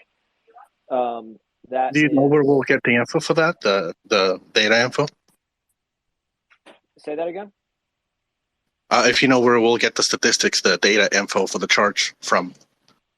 Yeah, I'm being coy about it because it's a really cool feature. It's not going to be like a regular chart. Um, I basically, someone already took the idea, like, not from we put it out, but I can't get into it too much. Like, trust me, guys, there are certain things that you just say. I mean, you say behind the scenes to, even devs or whatever, and they have another wallet they're working on, and next thing you know, it's in that wallet. When it was your idea. Right. So, it's happened, in the past, and so like that's something like that needs to be implemented still. But literally, that's probably I think they said Monday, Tuesday that'll be in there. So it's just another thing that's got to be kind of pushed in. So he didn't even see that, I was and just asking because I was concerned about remember when Trust Wallet kept doing that, plus 1,000% crap, and then yeah, 2 hours later, oh, it lost 1,000%, and you got those notifications because CMC was doing that. Yeah, that's what I want to avoid. all our prices from the blockchains come from the straight LPs. So all of them come from PancakeSwap liquidity. The prices come straight from that. Ethereum comes straight from Uniswap, and the other blockchains. I have to go back and look because I'm not too familiar with them. But we went and picked them out. We picked the most popular dexes that each blockchain had, Crow and all of them, and so prices come directly from their liquidity pools into the wallet. So we have an actual price of what each project is. Bart, I want to get you up here, but Christopher and EverGrowLove have been so patient. Was it your question directly related to Paul about what he's talking about? Go ahead, if it is. Yes, I have a question. Paul, in the Discord chat was this week the question asked by somebody whether on the wallet you can stake automatically. Where is EverGrow in this moment to stake, they asked. Yes, and the second is, we'd like to make you aware about the regulation change in the European Union. They want you now to verify your wallet with a Know Your Customer. That wallet provider shall be obliged. Are you aware of this all? Thank you. To your last thing, Sam takes care of all the regulation and all that stuff, especially in Europe. I have no idea. I can't speak on that. Sam has, been in the finance sector in Europe, all throughout Europe, for the last 20 years. So he takes care of all that. He would know. So that'd be a question for him. Whatever it is, I know Sam can take care of it or whatever. So I'm not worried about that. I can tell you, Christopher, sorry, Paul, I can tell you that as far as the European regulations go, that's been in place for a while. That's nothing new. I don't know if that's different in your country and that just got implemented now, but I can tell in most of European Union, the KYC has been a thing for over a year and a half now. Yeah, without it, you can't get anything done. MoonAndroid, there was this week a press report that something in the European Parliament and by the minister conference was agreed what they want to implement international law, a new directive. Go ahead and share that article, Christopher. And then we'll maybe put it in the comments, the link, and then we'll have a look at it. The first part of your question was about EverGrow Staking. I know that's in the works right now. I don't know if Paul, you want to give an update on that? So, actually so two things. One, let's say you make a new wallet on Atlas, like a brand new wallet. Just like on Trust Wallet, you open it up and you have default, like I think it's Bitcoin, Ethereum, BNB, and then you have to import other tokens that you want on there, correct, on your main screen. One, for Atlas Wallet, like I said, we don't want to, have EverGrow all over the place. That's why it's not made EverGrow Wallet. However, when you do make a new wallet, anyone, even if it's not an EverGrow, the default ones will be Bitcoin, Ethereum, BNB, EverGrow, and Lucro. So those will be the default ones on there. So people can see them, and if they want to take them off, they can take them off. No problem. And in the browser section, we're looking to put the Lucro staking, and when it's ready, EverGrow Staking pre-populated in the browser section. So this way you can just click on it and get to it. In a further update, we'll try and we've already discussed this, and we've had discussions about other tokens also. When you actually click on EverGrow and you go to how much EverGrow you have, there'll be a stake button in there, and it'll hopefully take you directly to that page. That'll come in a later update. But for now, when it launches and staking is ready, we will have it in the browser. Like a bookmark in there. Now, people can get rid of it if they want to. It's not going to be automatic. But we're talking about having that in the browser. I can't give a date of when staking is ready. We do have an internal date of when the contract is done. But then after, we're going to get it double audited. We're already in talks with that. But like I said, look, I don't think anything. I'd like to give you guys not dates, but like, look, I don't think anything can go past June. I don't think so. We don't plan on it at all, but I just can't make any promises. Come on, Paul, give us something. No, I just gave you something right there. I don't think anything we have planned to go past. The immediate. Obviously, we have more plans past there. I don't think anything will go past June. But if it does, it's because we want to get it right. But I can tell you this: we will have, either one. So there's LunaSky, there's Atlas Wallet, there's staking. There's a big announcement we're going to make. I could, we're hoping to have all those out, before the end of June, every single one of those. I just can't make any promises that's going to happen. But I can tell you this, at least two of those things will be out before the end of June. Like, at least. Like, I can't to be see honest, going. To be honest, personally, that's just personal opinion. But for me, I wouldn't mind giving a little bit more time for Atlas Wallet. Even if we're talking July, August, I wouldn't mind. If that's what it takes to get things right, that's what it takes. LunaSky, a little bit less leniency on that, and I think the community would probably share that as well. Now we're like I just said, we're a lot closer on LunaSky. We're right there, but. Speaking on Atlas, I don't see it going into July or August at all. The only exception would be like, it not going through the App Store, or something like that. It'd be a problem with there. But, we already are on test flight. And like Steve got access through test flight. Usually, if you're through test flight, you've already been accepted to the App Store. As far as I'm understanding. That you're already in. You don't have to submit it to a different thing. So, usually you get, rejected, just in the beta version. But we're already through there. We're already on like the, 8th beta version that we've had pushed through. What about the Android side? Is that easier to get approved? Yeah, that just goes right in. It's easy. Yeah, Android's always been easy. It takes like a day or two.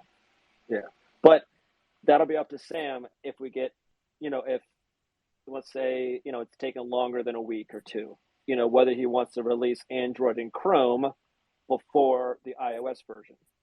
Is that fair? Do we want to do it that way? I don't know. So that's something that, we don't even know yet. That'd be the only reason it'd be pushed that long. But as I said, Steve just used it today, and he was able to buy, you can do everything on it. There's a few things missing. Like I said, the chart is missing, which is going to be done Monday, Tuesday. I just, hopefully beginning of the week of what I'm told. And besides that, it's just, I just gave you guys a couple things. There's not big things to be fixed. The major stuff is done. I want to put the stuff in alphabetical order in the search, in the swap. Like there's on the main line, there's a ticker. So if you look at, I'll tell you guys part of the process. Like things that even I miss, and I've been looking at it for, months.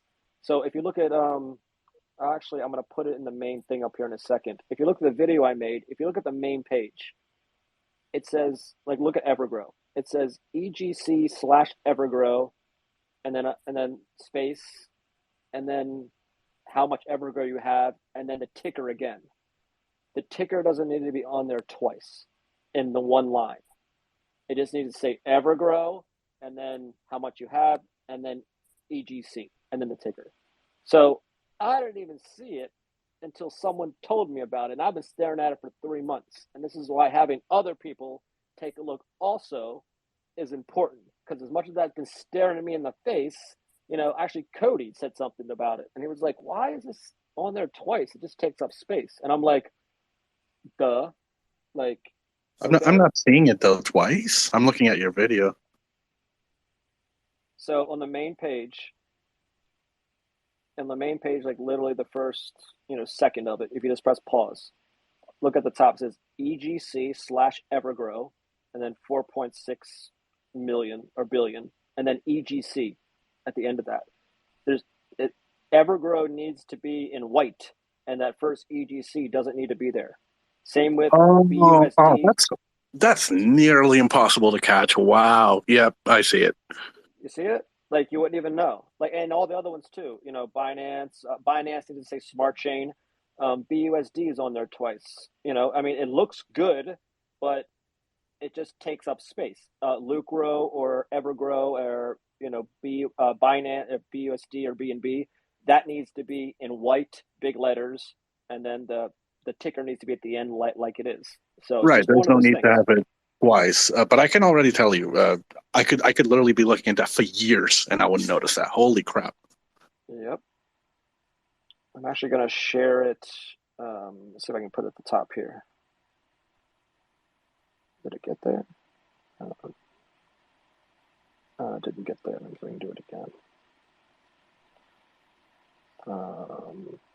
Like, I wasn't even understanding what you meant until you explained it. Now I see it. Yeah. You see what I mean? Yeah. All right, share with community.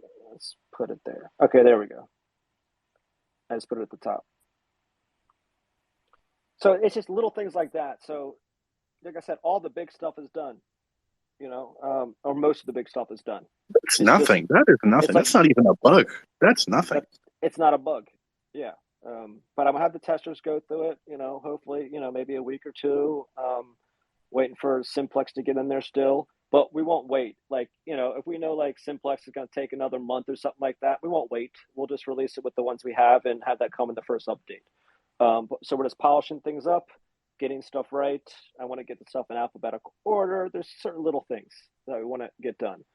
And so if you can see how close we are just with Atlas, imagine how close, and LunaSky is going to come out first. Imagine how close we are with LunaSky. So this is, just showing you that, we're there. Awesome news. Awesome. Christopher, thanks again for your question. EverGrowLove, thanks for your patience. How are you doing today? Oh, I'm doing good. I've learned to be patient when Paul's on here. Boy, he is long-winded.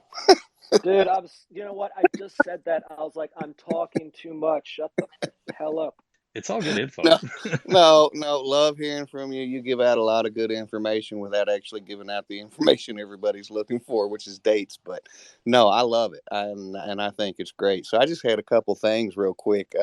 Paul was talking about putting the pictures and the names with the addresses in the wallet. That to me is going to be huge. I mean, that's going to turn it into basically a replacement for Cash App on the crypto side. It's going to be wonderful. You're going to be able to just click the person's name or whatever, their address is already in there, and bam, you're sending them whatever, or they're sending you whatever. That to me is a feature that I'm personally looking forward to seeing that in there. That'll be wonderful. The only other thing I had is just, man, the support of the community. I've been watching.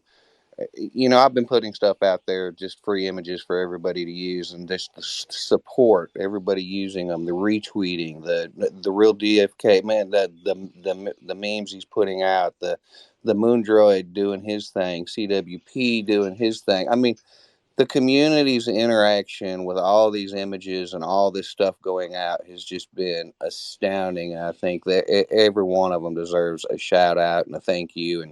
and just it's a great example of what we do together. And being in this since the beginning, man, it's wonderful to see everything new that's coming out and all the effort that's going into pushing this. And that's really all I got. I just wanted to say thank you to everybody.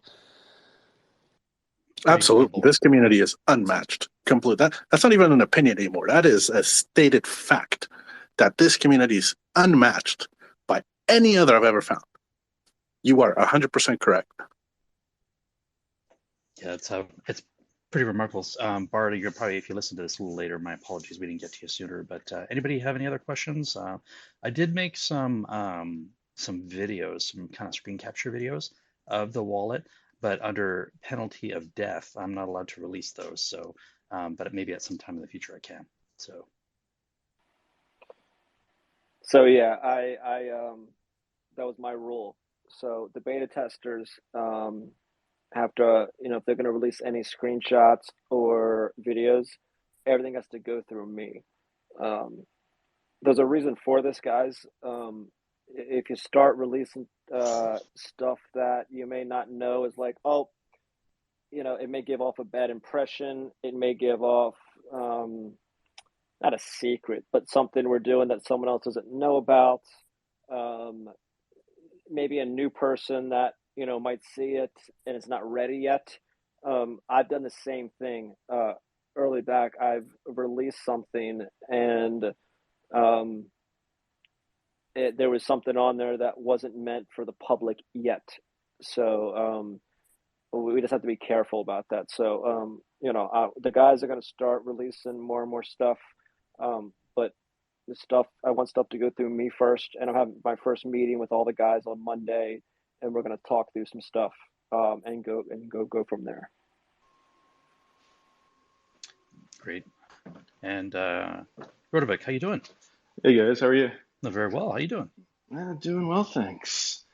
Just had a question actually about so for those of us that use Trust and MetaMask now, like if we were to download Atlas when it comes out and we want to import both of our wallets, like how does that actually work? Since we have kind of our own seed phrase that we use now for each of those wallets, can you only import one wallet into Atlas and then you would, I guess, transfer your tokens from the other one, or is there a way to actually bring them both in? Just curious about that. So if you have a wallet on Trust Wallet, just take your seed phrase and open Atlas wallet up, and it'll say, do you want to create a new wallet or it'll say, existing password, what it says at the beginning, enter existing passphrase. You just enter that in, and then your wallet will pop up, and you can delete the one on Trust Wallet. Just delete it. So when you and you can try this, on any other wallet too. Now the only thing that when you don't have to transfer anything over, your seed phrase does that for you. The wallet is just a window looking in. Now the one thing that Atlas Wallet and no wallet can do is bring up the tokens that you have in there automatically.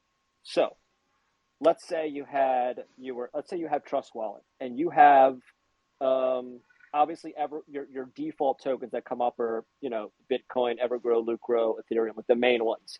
But let's say you had I'm just gonna Doge, Shiba, and say another one. Okay, let's say you had those tokens in that wallet. When you enter in the seed phrase and your wallet pops up, you need to go in the search tokens, enable them to come up on the main page, then your balances will appear.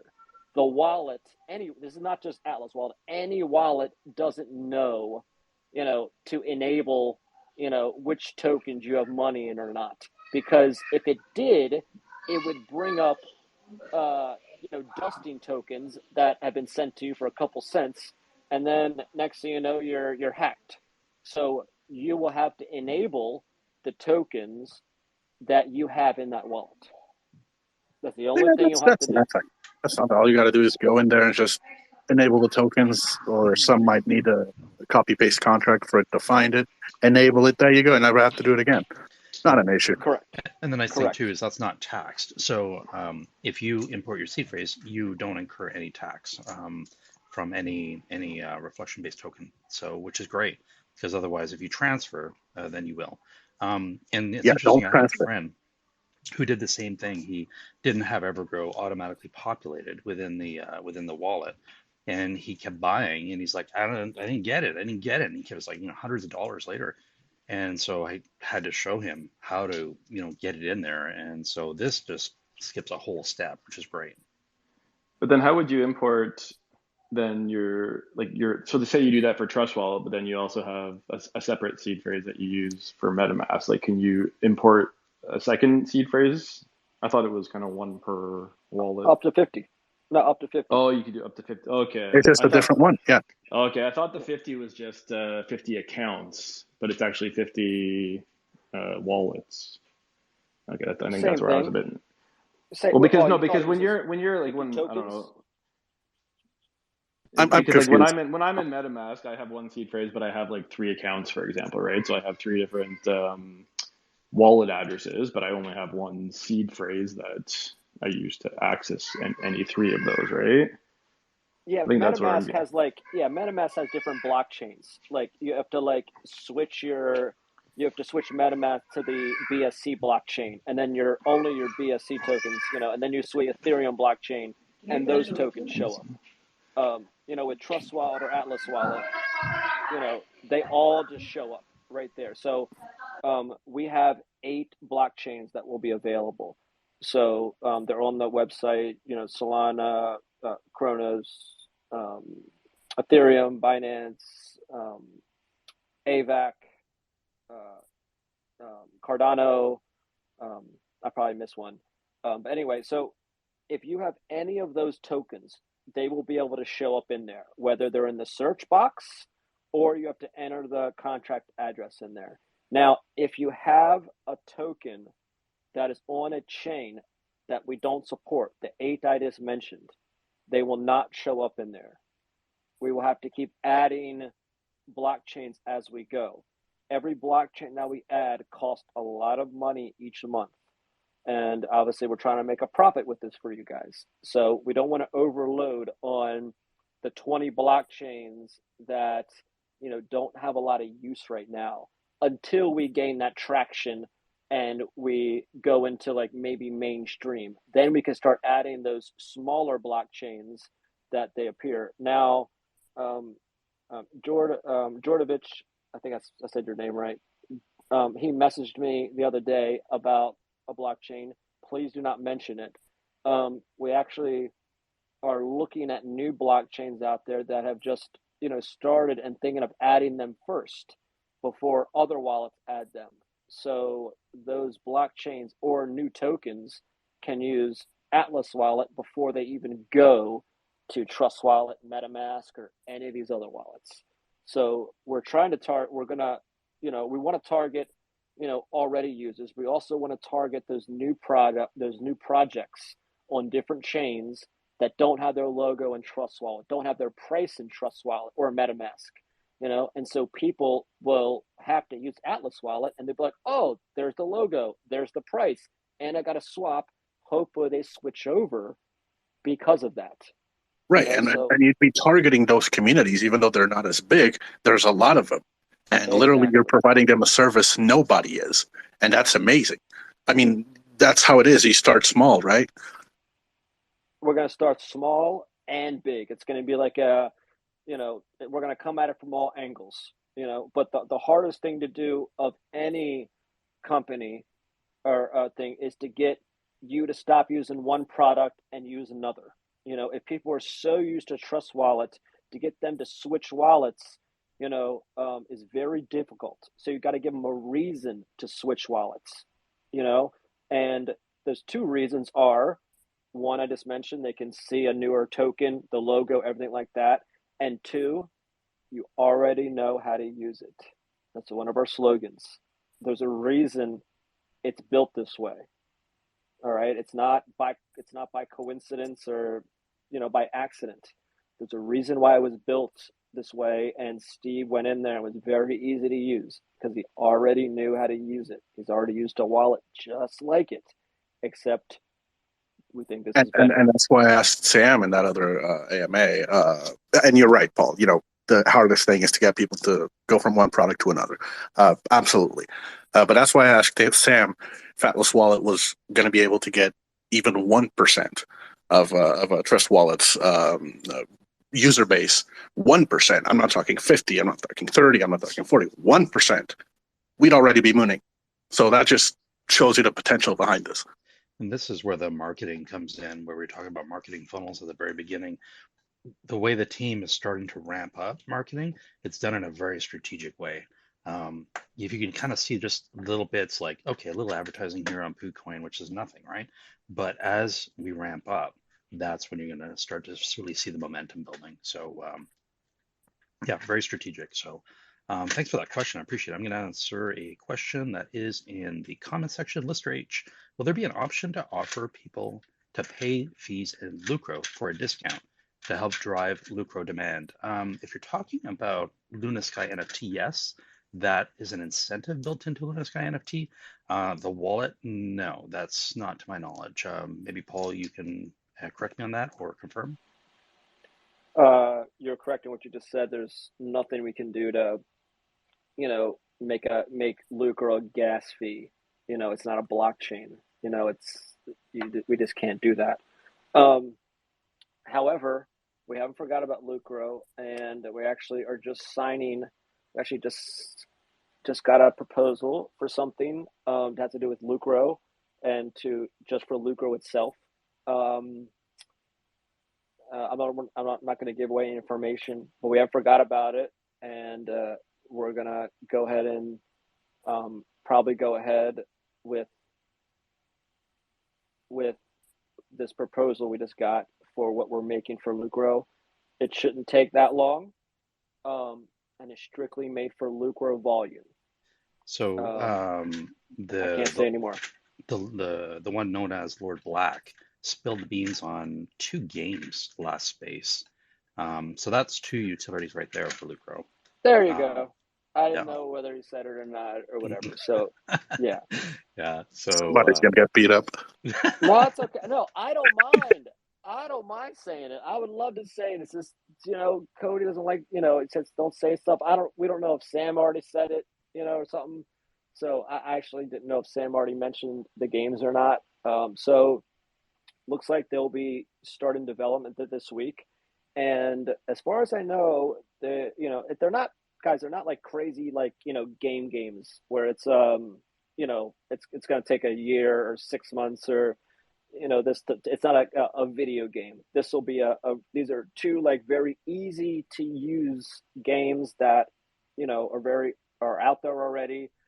Except this will use Lucro as its main currency to use, and a lot of people already do it. And we're just going to add to that with Lucro, and it's something basic, but it's very fun, and a lot of people like to do it. So it'll be cool. It'll be nice for Lucro volume, and it's strictly for that.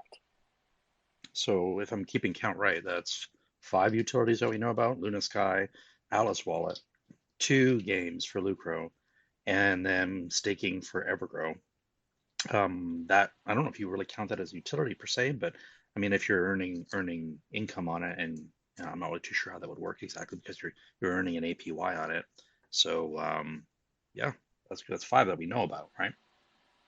Yeah, if you want to consider staking a utility, either or, so it's call it 4 or 5, whether you consider staking a utility. I really don't. I don't see it as a utility because the community paid for it. Right. You know what I mean? Like, right. The tokens had to come from somewhere. They came from the over-the-counter buy, which came from the marketing wallet, which came from buys. So, yeah. Good stuff. Anybody else have any questions about that? I'll see if there's any new comments in there. Actually, EverGrowLove mentioned that when he came up. Let's see. Will the Atlas wallet be available on Android at launch? That is a question mark. Probably more probable that Android will be available than it would be iOS, simply because, like Paul was saying, Android's easier to publish. It just takes a day or so or whatever.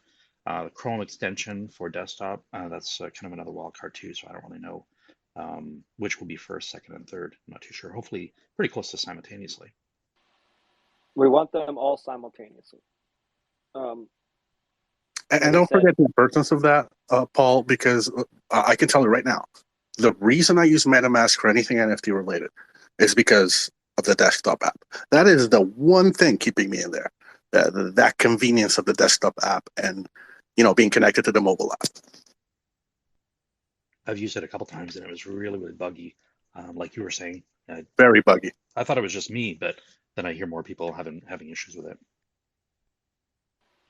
See, yeah, there's I know, and that's, I hope it's not a struggle. So far, I'm trying to pay a little more attention to make sure. Actually, we just caught this bug. Actually, I can tell you about it. So, my NFTs weren't showing up in the wallet. And I was like, why, why aren't they showing up? So I contacted the devs, and this is just something to take you guys through the process. Um, well, I found out that they were only enabling ER 721, and maybe Rocket can, if I said that, if that's exactly right, those numbers. But the old standard, and it wasn't doing the 1155s. So I So went on back the and old said, Ethereum tokens, right. yeah. So and Rocket had sent me some test NFTs to see if they would show up, and they weren't.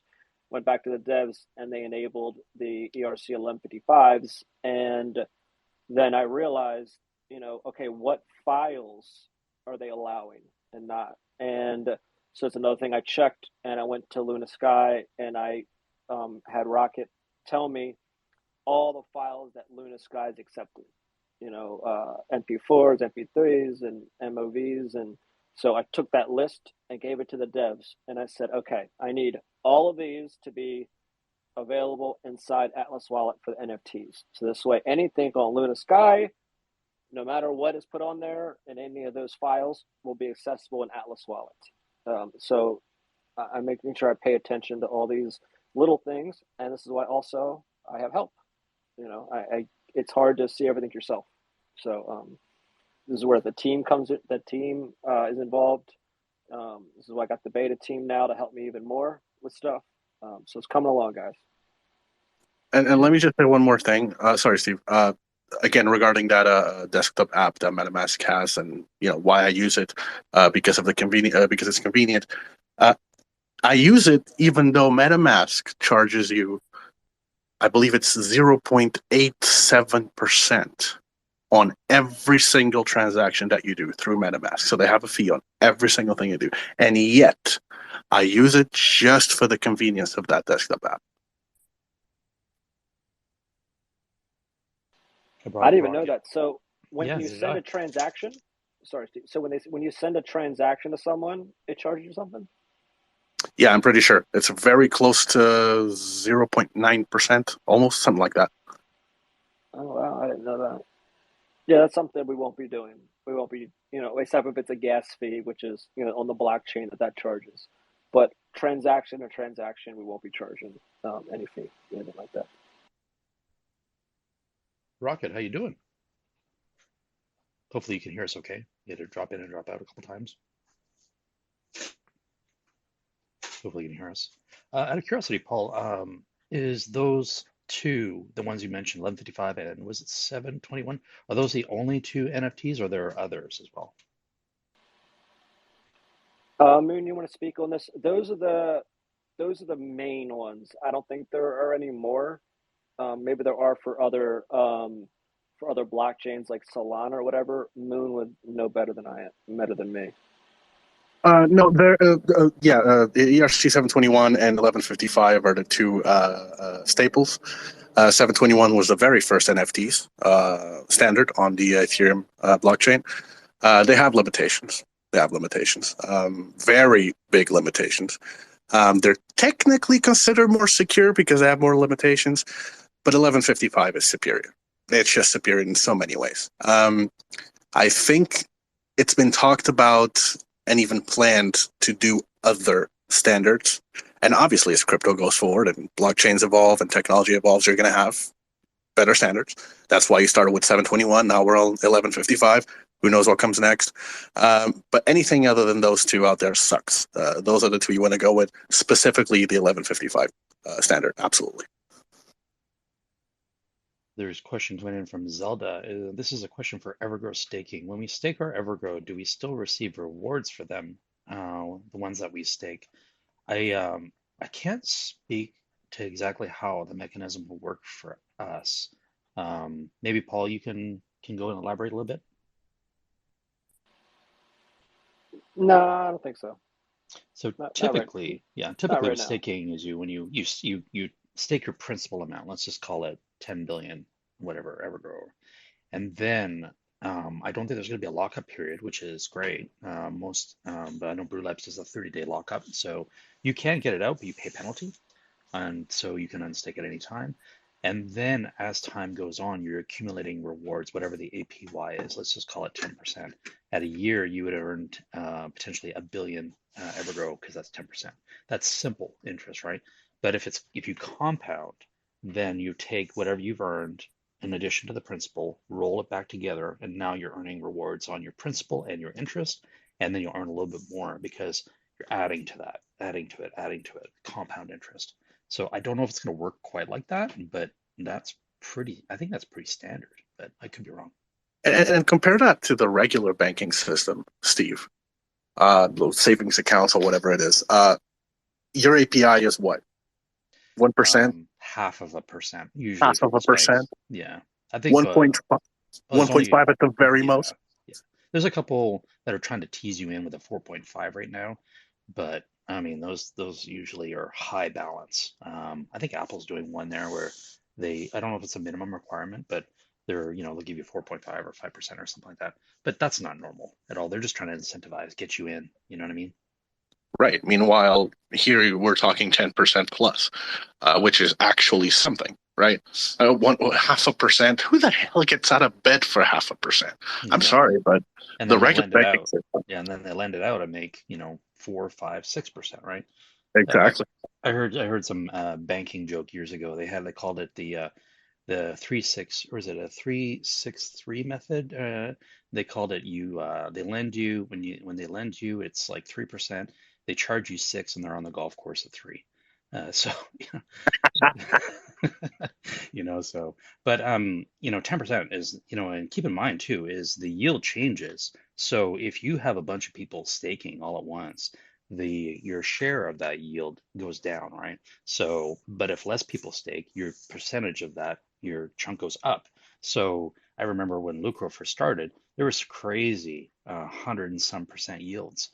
Of course, more people got in, and then the yield stabilized to between high 9s to 10. That's great. I mean, you can get 10% yield, and all you got to do is hold it.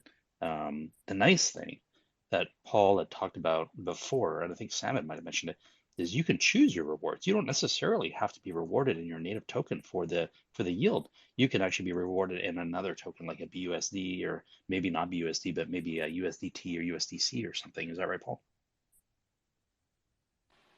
I'm sorry, can you repeat the question? Yeah, so the most times when you are getting rewarded for staking, you're rewarded in the native token, sort of like reflections. But with EverGrow staking, you can actually choose how you want to get rewarded. So, no. That's not true. That's not accurate. You can't get USDC or DT as a reward for staking EverGrow. No, when you stake EverGrow, you'll be, if you stake EverGrow, you'll be getting EverGrow in return. I gotcha. Okay, well, it's what we put in there. So I can't go through all the details right now, but if you stake your EverGrow, there'll be different options and stuff like that. I don't want to reveal too much right now.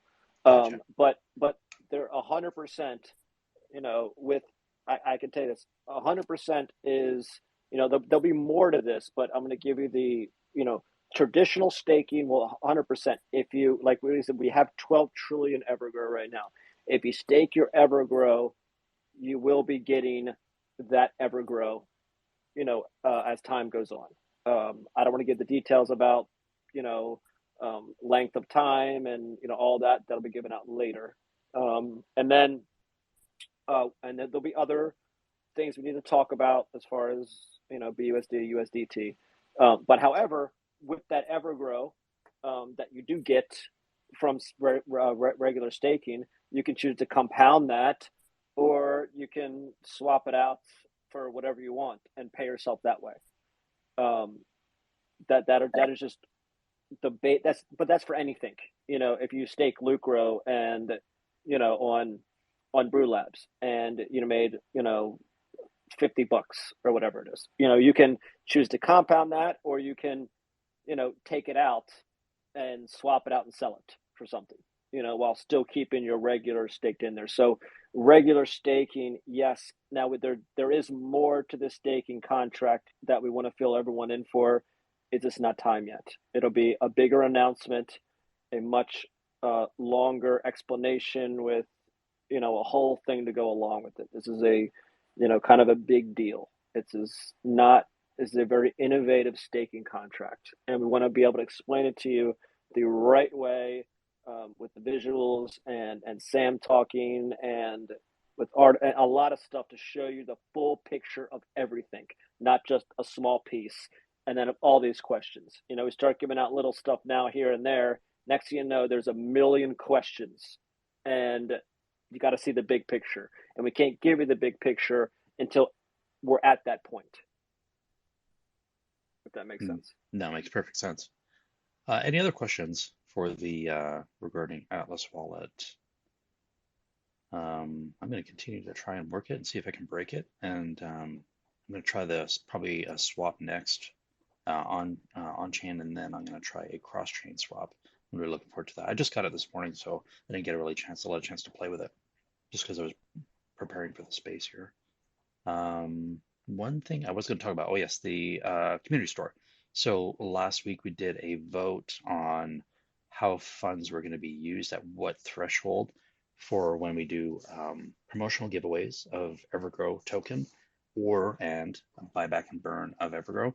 And the community decided it was a $1,000 threshold. We're kind of in the 700 something right now.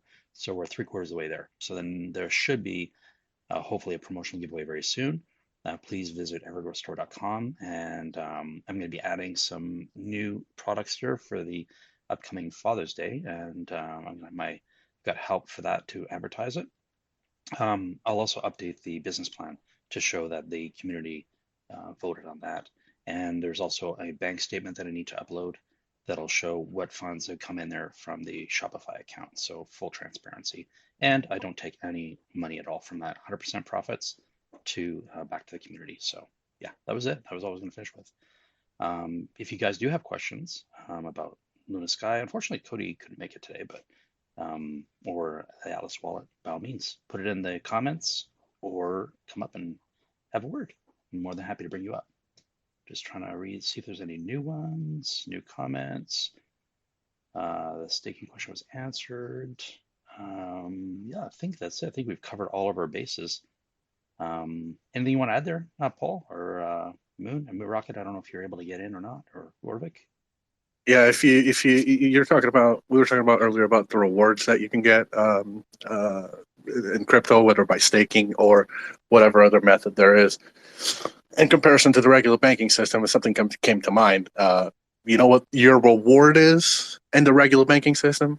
Your reward is if you get a transfer of $50,000 or more, they immediately inform the IRS how much money you're making. That's your reward. Enjoy. That's true. That's true. Absolutely. Rocket, are you able to get in, or is your mic not working?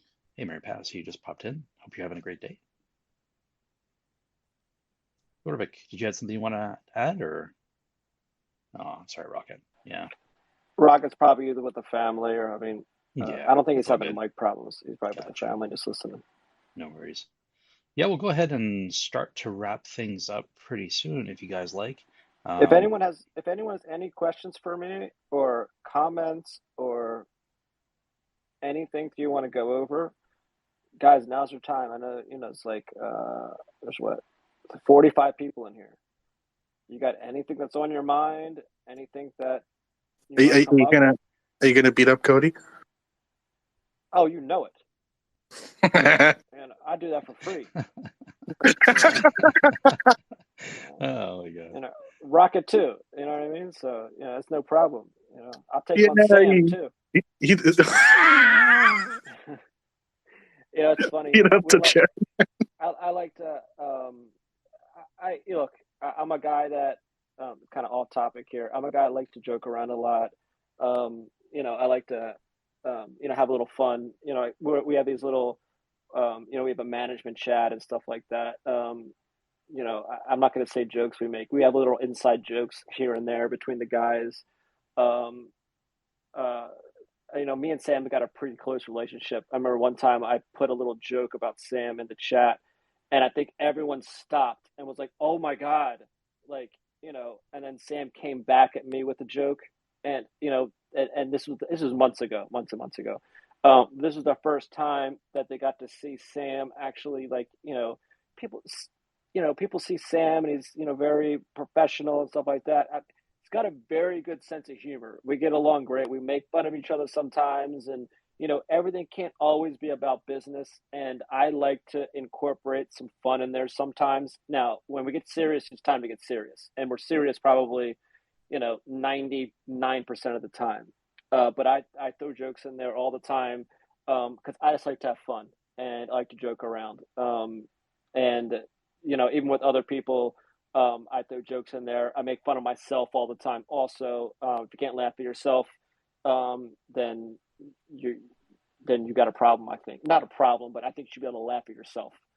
But we have a good time. Nothing wrong with a little bit of fun here, there. Nothing wrong with that. We have a good time, guys. I mean, not a good time, but we still haven't met yet, and I'm anxious to. Sam doesn't want to meet until we provide for you guys. We're not gonna, go out and meet in Florida or New York or wherever we're going to meet. Like, why? Just because, a lot of guys have families and stuff like that, and two, we would have to. I wouldn't. A lot of people don't have the funds. They have families and this and that, and they have to leave. And when we all meet up for a business meeting or whatever it's going to be, everything is paid for: plane tickets, hotel rooms, dinners, and stuff like that.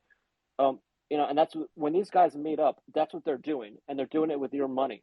And now I'm not sure exactly, when people meet up, they're using their own money or other people's money or the marketing money. However, we don't feel like that's, we're not going to meet up and have dinner and slap each other on the back and say good job until we've delivered something to you guys and it's good and we're happy with it.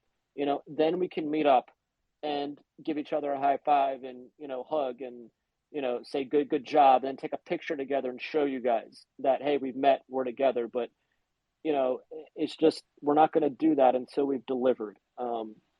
And, even though we want to, I could probably, me and Rocket, I think we live like, 3 hours from each other.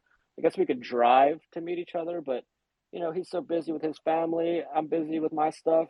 And, we can meet up we're on video chat all the time. We're just going to wait, hopefully later this summer, we can meet up. And then if we get big enough, at some point, hopefully we can have a big EverGrow meetup. Respect on what you just said. Respect. I don't know any other project that the lead or one of the leaders like yourself would come out and just say what you just said. So respect. My hat's off to you on that one. That all comes from Sam too. He's the leader and provides all that. A lot of stuff I say, I regurgitate from him. I've learned so much from him. I have my own opinions and stuff like that, but this is one of his things, and I think we all agree with it. Rocket, Cody, myself, we agree with that. We're not going to sit there and do that until we provide it for you guys. And even then, you hear me? There you go. Yeah. Hey, Rocket, how you doing? Hey, how's it going? Yeah, Paul's exactly right. It's just it would be in poor taste to meet up, celebrate, and take all pictures of everybody having fun, having a great time when we haven't really delivered anything yet. Like that's a celebration for after the fact. I guess. And yeah, we've seen other projects do this, guys. I don't want to call anyone out, and that's their own opinion. And you know what? If they use their own money or whatever, good for them. If they use the project's money and the community's okay with it, good for them. I don't care about other projects. Obviously we keep an eye on the market and stuff like that. It's a little different, but we do stuff our way in how we do it. I can tell you this: if anyone ever came, out and that said, oh, you're, this is why I get kind of defensive when people say like Sam is stealing. Someone came the other day and said that Sam was stealing from investors. He can't hide. They could see his bio. They could see, he had all these tokens: Atlas wallet, Atlas token, LunaSky token, EverGrow token, Lucro token, and he kept going like on all these things, and because the guy didn't know what he was talking about. Like if someone ever came and said, "Hey, I just saw $1 million move in the blockchain. What was that for?" And we don't need to sit here and come out and defend every move that's made. Oh, hey, this 50,000 went for devs for the wallet or LunaSky, whatever. But if someone came out with a big accusation that had some legs to it, like, hey, where did this $1 million go? And if there was a $1 million move, Sam would come right out and be like, here's the receipt, or it went to this wallet, or have a straight explanation for it 100%, because you can't hide from the blockchain and it shows everything. And if something big like that happens, there is an explanation for it, and even if he said, look, that was my salary. I mean, not that Sam would take $1 million, because he would never take $1 million, but I'm just saying he would come out and say it, like if there's a big accusation or a big thing. That's why I take offense to it. And if Sam was like, I've heard, some, these fuzzers say, oh, Sam's just milking the project and stealing and blah, blah, blah. Sam's underwater in the project, guys, and no one knows that. Like, he uses a lot of his own money. It's like you said, it's ignorance, Paul. It's ignorant. Man, that pisses me off so much. Stealing what? Hiding from what? If there's a project that is more transparent than this one, for the love of God, show me. The wallets are public. The team is doxed. Everything. Hiding from what? You have no clue what you're talking about. Zero. And if Sam was taking money, that means I would know about it, Rocket knows about it, and Cody knows about it. And that means we would have to all be in on it. And we were investors first. And that's why I would take it personally too. So that's why I, a lot of the other guys can try to ignore it, but I kind of, pisses me off because, I'm one of the ones that pays a lot of salaries, and I have a petty cash wallet, that, Sam sends me money each month so I can pay people and, take some, Sam can't do everything. But I don't have access to the, main marketing wallet, the Lucro Raise wallet. I don't have access to that. It's not that Sam doesn't trust me. It's that if you have too many people control that, if something happens, then you're pointing fingers at each other or whatever, So Right. Sam has control of it. He knows where it is, what to do. If something happens to him, something is already in place of where I get called and we can figure this out, blah, blah, blah. We're always looking out for you guys in the best way that we can. So that's why I kind of get a little people when they come at Sam that way, because that's means you're calling me out too. And, I already will defend Sam, even though he can defend himself. But that means I would have to be involved. And that's not cool. You can tell the truth. Say that, we overpromised and underdelivered. We had a bad 2022. We had, dev problems and we're working on it. You can say all those things. I don't mind because it's true. So, I just got a problem with the line or whatever. I Like, wouldn't show have me. a problem with you having access to that. I mean, you are the second in command. If anything, you probably should have access to some of that stuff. Well, I do. Like I said, I have a petty cash wallet that I'm able to, pay some bills in. But, also, you want to spread out liability also. You don't want to have $100,000 in my wallet, just walking around with it, or on the side. Next thing you know, I have 2 petty cash wallets, and the next thing you know, because Sam is a petty cash wallet, and the next thing you know, we have 10 wallets all over the place, and you guys can't keep track of that. Not good. Right. We want you guys to to be able to have track of that. And the thing is, even the guys on the inside, they know where their pay comes from, and then they can look back and see where I got paid from, where my pay come. It come from Sam's petty wallet, then that came from the main marketing wallet. It's a very easy trail to find back. There's no hiding here, folks. And anyone that have said that, I've actually heard people say that the team shouldn't get paid. And that boils my blood immediately. I dislike the idea of people working for me or for anyone else for free. You do a job, you get paid. Even if the job is not of the highest quality, people's time is worth money and should be compensated 100% of the time. So I have nothing against that. I appreciate it, and you know what, we take a lot of not pleasure, but we take a lot of, I don't know the word here is, in that we're not overpaid at all.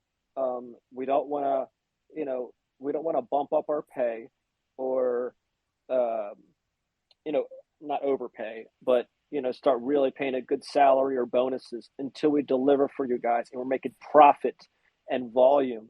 That's when we can get raises. Me, Rocket, Cody, and the rest of the team. That's when we can bump up our stuff. We're getting a very low salary right now, all of us, because we're a startup and we haven't delivered anything. Once we start rolling, right, but that's for the future.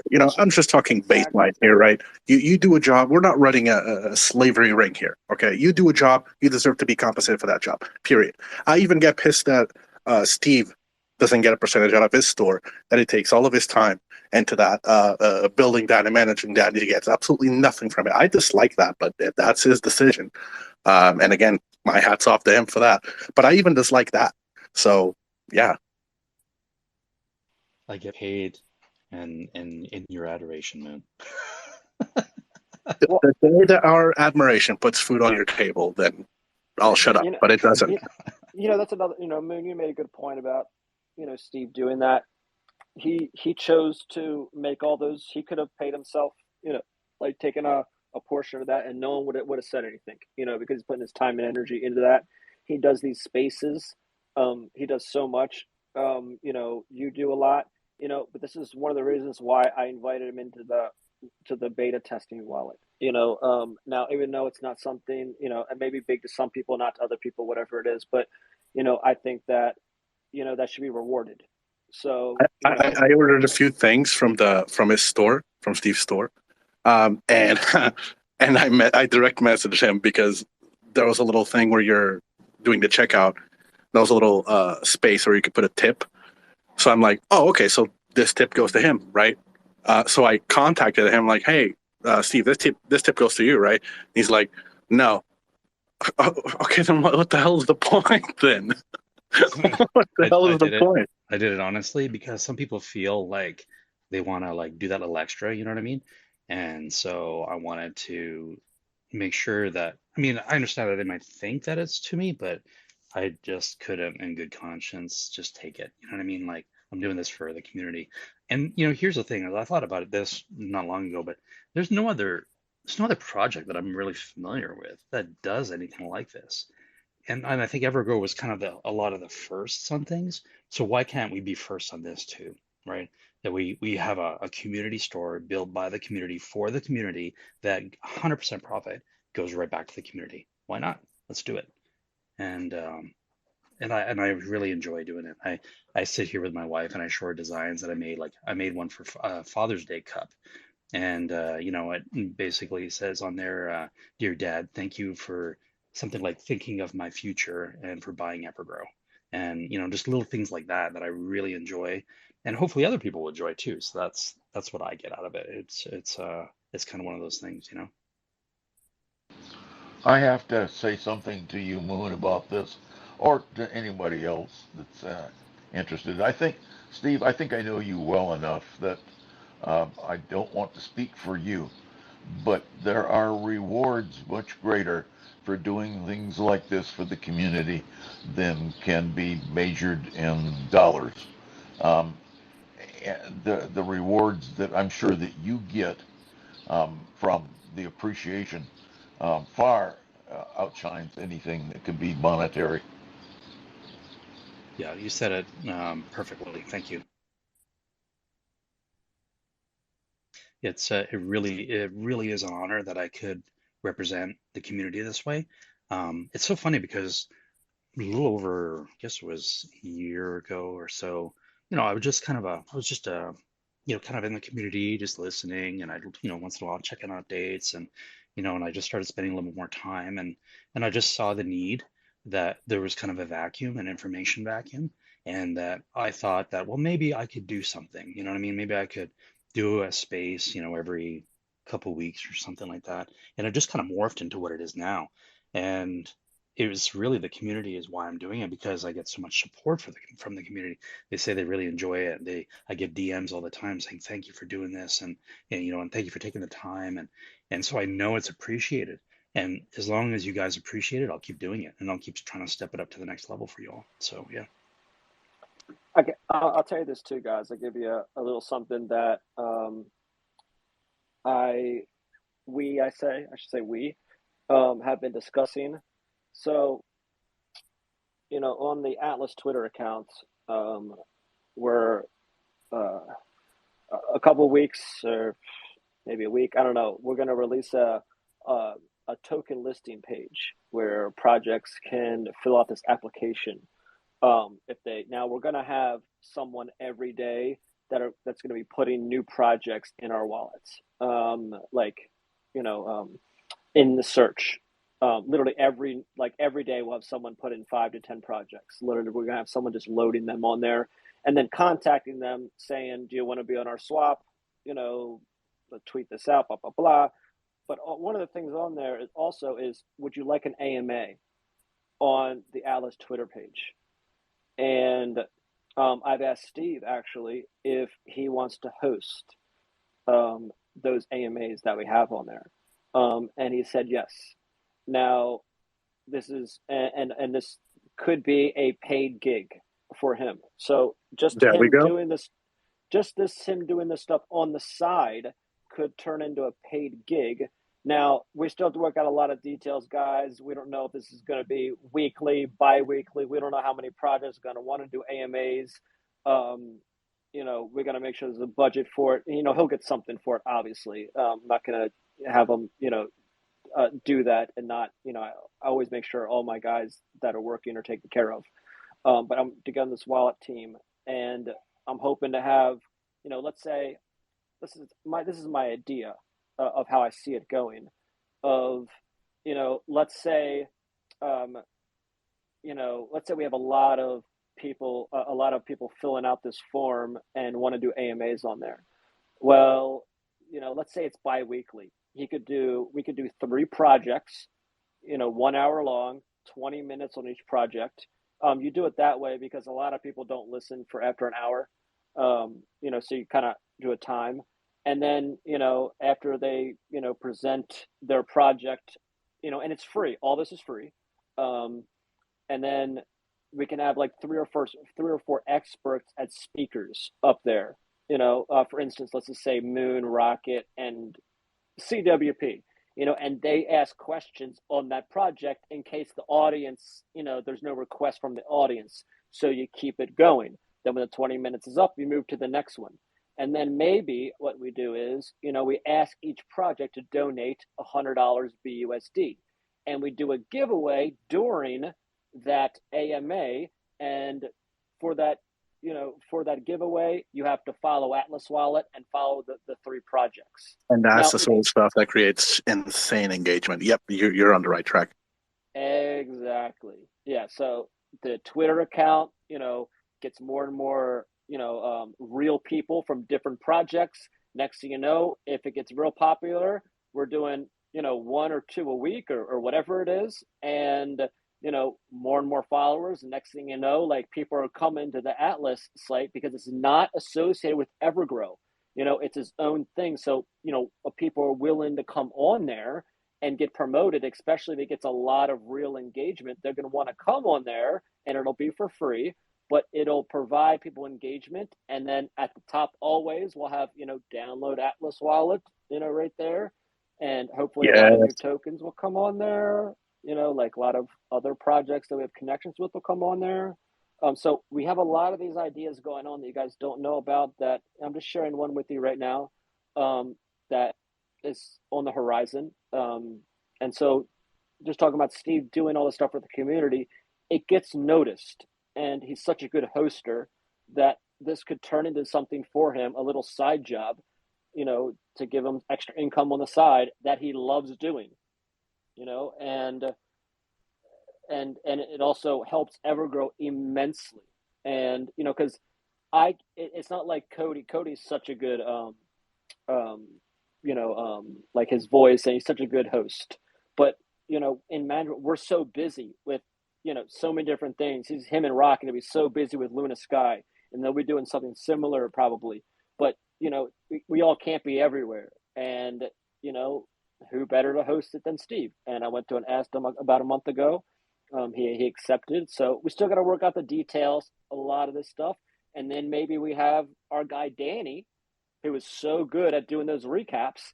He writes up a recap and he puts it out as a Medium article, and we have an Atlas, recap thing every week, and people go on there and it gets views of what they missed or whatever it is. I mean, it's a lot. It could be a newsletter with people sign up through emails. There's numerous ways this can go. We have a lot of ideas in place that we can implement. But it's got, one step at a time here. So, I hadn't talked much about this too, is that I know I talked about a podcast, and I've been so busy I haven't been able to really get on it. But one thing that I was going to do is, because these are recorded, I was going to put these in podcast form and put them up so that people can actually follow, EverGrow on a podcast, right? But we can do the same thing on a separate podcast for just Atlas Wallet. So when we have these things, I can put them in that format and put them on a podcast and get more attention that way too. I mean, imagine if you had 1,000, in 6 months, or maybe sooner, you had 1,000 people listening in, to that, and you got it on, Spotify or whatever. I don't know how all that works. Like, if you could just get it What on about, there. Paul? What about? I've been thinking about like moving the time, of our, whether it be spaces or communications or whatever it is, to like GMT, or European time, because I feel like that's the best spot where it's not too early or too late for everyone. Whereas the way we have it now, more towards the American timeline, it's not great on that side. So basically, the European time would still catch Americans on this side, and it would still catch even a large part of Asia, where people are still up. You know what I mean? No, I agree 100%. And this is where the details have to get over. This space right here is Steve's space. I would never, he runs his space how he runs his space. For when we go over to Atlas, now whether Steve still does his own space is going to be up to him. But I'm going to, make sure when we do that, Steve isn't the host and does everything. I'm going to make sure I have a research guy with him that, vets projects, gets him information. I mean, we're really going to, have a whole team around this. It's not just going to be him. But we already talked about it and thought about it. We just haven't ironed out all the details of timing, but that is such a good point to find that sweet spot. You do it The too sweet early. time zone, yeah. Yeah, you do it too early and you don't get as many people. You do it too late and you miss the European market. It's you got to find that sweet spot. Maybe let's say we do it. I'm not saying we do it every week. It's all going to depend on how many projects want to do spaces, and if we vet them and they're good. Because I know one thing, Now, for the wallet, you guys got to understand, we're not going to be responsible of, people trading on there. If people put in a contract that's it's a new token that came out and it turned out to be a scam and they trade it. I mean, that's not going to be our fault, because they put in just like in Trust Wallet, when you put in a project, you trade it and it turns out to be a scam. We're not going to vet you. You don't vet the projects that are put in Atlas Wallet or any wallet at all, because now if we find out they're a scam, we can take it out of if we have it in the search function or the swap, we can take it out of there to protect you guys. But people can put in the contract address in a swap just like you would on Pancake Swap, and there's nothing we can do. Now, on a Spaces, I do, and this will be more details, like I said, to go over. As a team, I would like to have a process of vetting. You have to be a docs team. You have to be audited. You have to, whatever the things are. We don't want to make it too things so not everyone can get on, but we don't want just any old schmo token coming on, and that's where we can pick and choose which projects are on there, new projects. Yeah, you know what I mean. Like, yeah. So that'll be the part, but we'll have Steve. No, we spoke about this last time as far as security, right? And as far as wallet that you're talking about, the reality is, yes, you can, I guess, vet what you put on there, but ultimately, it's not really going to protect you from anything, because the reality is, how many dozens of projects appear totally legitimate, sometimes took 6 months to a year down the line, and then they're rugged. There's nothing you can do about that. It's almost impossible because it's a dynamic environment, right? So they may be a legit project, but it could easily change. They can change the contract, right? Precisely. Something that starts one way doesn't automatically mean it will be that way a period of time from there. Like you said, dynamic, it can change at any time.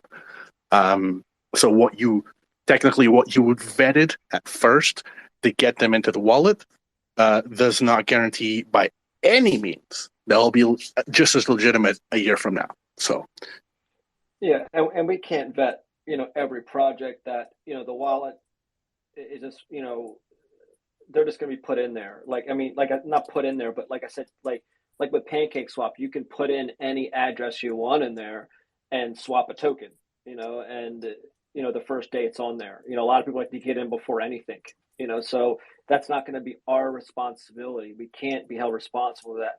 Now, obviously, we'll have disclaimers, and there's a private policy on there and stuff like that has to be on everything. But let's say we do a Spaces, we'll have something where, and Steve already knows this, there'll be something that says this is not financial advice. This is just informative. We're not telling you to go out and buy this token. We're just giving you, someone from the project will, tell us about the project. And then literally, I would love to, and we're going to have, just example, Moon, CWP and Rocket, let's just say. I know he'd be too busy. I'll just bring it up. And Rocket, they would be, expert speakers on there. And, when that project is done talking, then we have guys that have been around the space. They can say, okay, well, about your circulated supply, about your team tokens, or, ask the tough questions, to be asked that the audience doesn't ask, and, even though they're pre-vetted, we can also ask them questions. Now, you don't want to get, you don't want to box them in the corner, because you want projects to come, you want new projects to listen in and be like, oh, they're really fair, to me. They ask good questions. They ask the right questions, but they're not, drilling us. You want that nice, welcoming no, feeling. yeah, it doesn't mean we have to be freaking drilling them up there, sure, or crucifying them. I get what you're saying.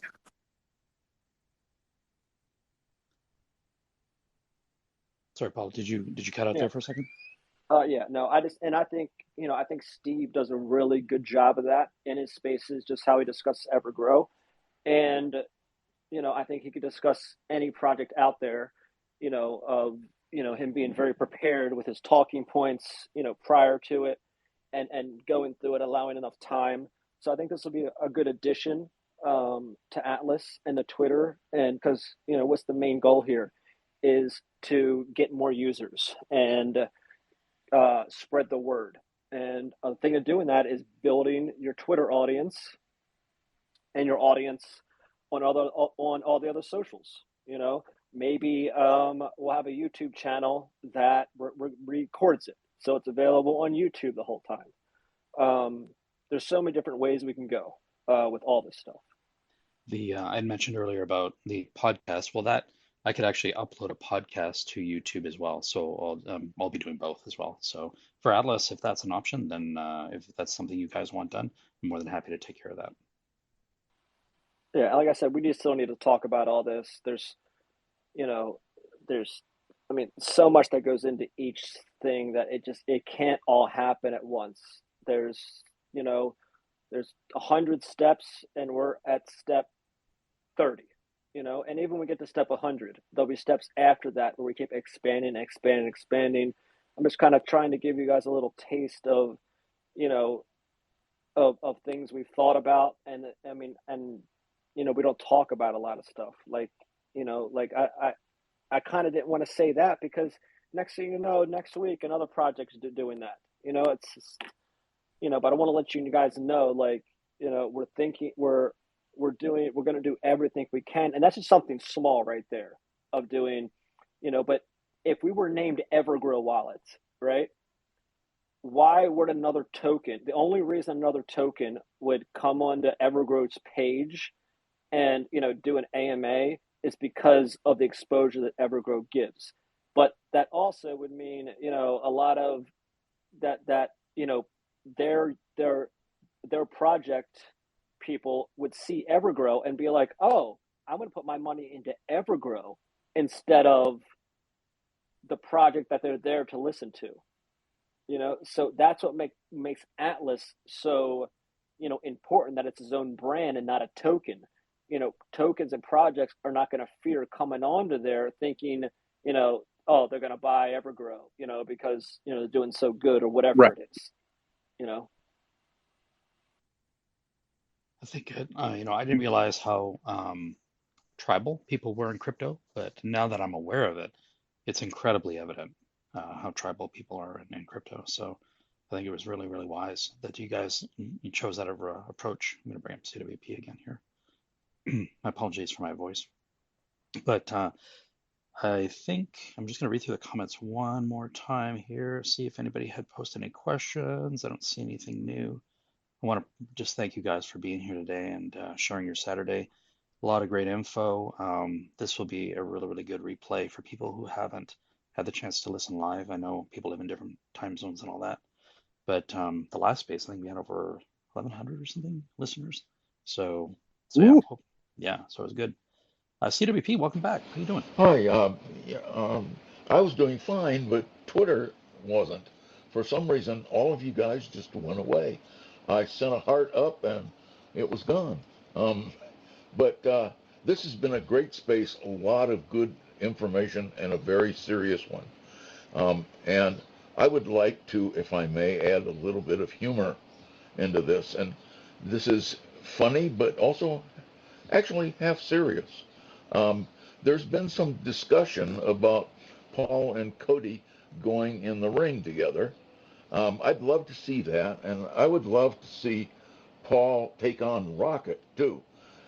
If that could come about after LunaSky and the wallet are released, I think it would be a wonderful thing to have a pay-per-view of this, and all of the money from the pay-per-view go into buyback and burn.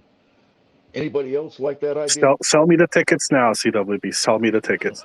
All right, look, I need to be serious here for a second, okay? These guys don't want smoke. All right. They seen the guns. All right. They seen the speed. I talk the talk and I walk the walk. They don't want none. I'll tell you that. He's got the head movement. I'll tell you that. Back and forth. I watch UFC every Saturday. I know what I'm doing. Okay. I watch it all the time. Like, I'm practically an expert. They don't want none. Maybe after EverGrow is kind of like all the utilities are rolling? Are you gonna enroll in some MMA classes and maybe? No, I don't need it because I watch it on TV. That's good enough. I watch it on TV. I'm practically an expert. I don't need any of that. It's all good. Paul's ground game is unbeatable. Unbeatable. You bring it. That's why Rocky's not saying anything. He knows the deal. I don't want Come none. on, Rocket, speak up. He's busy with the family. I'm too scared. I'm shaking my boots here. You see? Yes, we know what the deal is, guys. Come on now. I think actually, we had off this topic. Actually, we did have like a year ago another project that wanted to. They they're more of a gaming token, and they wanted like EverGrow to take one guy, and there was a boxing match in Europe. Like it was for some small title, and they were I guess they were a casino and gambling thing, and they wanted EverGrow guys, and they wanted us to kind of co-promote, and we were going to take one guy and then take the others, and whoever won that fight actually fought the champion. So then and then we would go, and then whoever won, that project would get to go to the championship. It never materialized. We were looking deep in it, but it didn't make sense, and it sounds like a lot of fun, and I forget the fundamentals behind of why the deal didn't work out, but it was like it was going to pit two communities against each other, which didn't seem like a good idea at the time. And we were a much bigger project back then, as far as market cap, and they were not, and it felt like just not the right fit for what it was. Not you actually bring that up. Let me be honest here real quick, Paul. It sounds good, but I'm going to be honest here. Anything with any sort of relation or association with any type of gambling, I'm very wary of, to be perfectly honest. I generally dislike that. Yeah, it wasn't gambling. It was like you don't put any money up. It was just like the EverGrow community would back this fighter, and then that community would back that fighter, like not financially, just back him. Like like he would wear EverGrow. Like I think it was like a promotion. Like he would go EverGrow, right? But that wouldn't be shorts. like bets and stuff on it. No. It was more so like he would, and then if he won, if the EverGrow guy won, he would move up to the championship match, and then we would get 2 tickets, and then but if the other token won, then that guy would go to the championship match with the token on his shorts, and that community would win. There was no like gambling on each. It was just kind of like a community sponsoring that fighter, and it all sounds like a really good idea. And I forget that there was a reason why it didn't work out, and I can't remember, but there was a very good reason why. Because in theory, it sounds like a really good idea, but behind the scenes, we couldn't work out the right details behind the entire situation. And it went on. They did it with someone else, and no one heard about it, so it obviously wasn't a good deal because it would cost money. It would cost a lot of money to actually pay for the promotion for this fighter, like to have it on his shorts and stuff. It just didn't make sense from where we were at the time. Now you bring that up. Interesting. It might concept. now. It might now, but at the time it didn't with the project and this and that. But that did come up. We're always, we do get a lot of this, guys, and I think hopefully we can, with the wallet and LunaSky coming out, there'll be a lot of partnerships that start to pop up with other projects, and this could be a very good thing for EverGrow. I don't know exactly what, especially, I know on the NFT side, 100%. And that'll be a good thing to see. partnerships on the NFT space. Where they get to list for a couple months, for no fees. We get users on the platform and stuff. That'll be cool. Rocket and Cody have already got that all set up, but I can't wait to see once it gets going if bigger and bigger NFT projects start to contact us. Us meaning Cody and Rocket. Rocket's got his eye on everything. I'm very excited to see where LunaSky goes and the partnerships that they can make, how quickly. I'm excited about it. Yeah, the way you guys are working at it, I have no doubt it's gonna work out great. I mean, if you say we're going to daily meetings next week there for LunaSky, hopefully we're right there. We're real close, and I cannot wait to see the finished product. I think Rocket probably missed that part. Rocket, I told everyone that you're moving to daily meetings. They were asking me, how close we were. So I said, we were moving to daily, or you guys are moving to daily meetings with the LunaSky devs. If that tells everyone, how close we're getting with it. So, yeah, don't get mad at me. I almost imagine Cody like almost as a drill sergeant, like banging that table, making sure everything's in line. Yeah, you know what? He's not. No. Cody's very calm and collective. But he's so organized. He's the most organized person. He keeps us all very, very organized. But like him and Rocket are handling. They're taking the lead on the LunaSky thing. Now, even though Sam obviously is the boss, obviously, but they've taken the charge, and with the release and details release, we're leaving it to them to when they're ready for this to be released, when they're ready for this step, that step, they're making their decisions on that. Sam has overall decision making, obviously, but even Sam's not a big NFT guy, and this is why Rocket and Cody are so important with their expertise and what they're doing. And we already know what's going to happen as soon as LunaSky V2 is live, and we make the announcement. They're going to get DDoS attacked because every single time EverGrow makes any sort of announcement, that happens. So I'm 100% expecting that, and honestly, that angers me. But there's nothing you can do about it.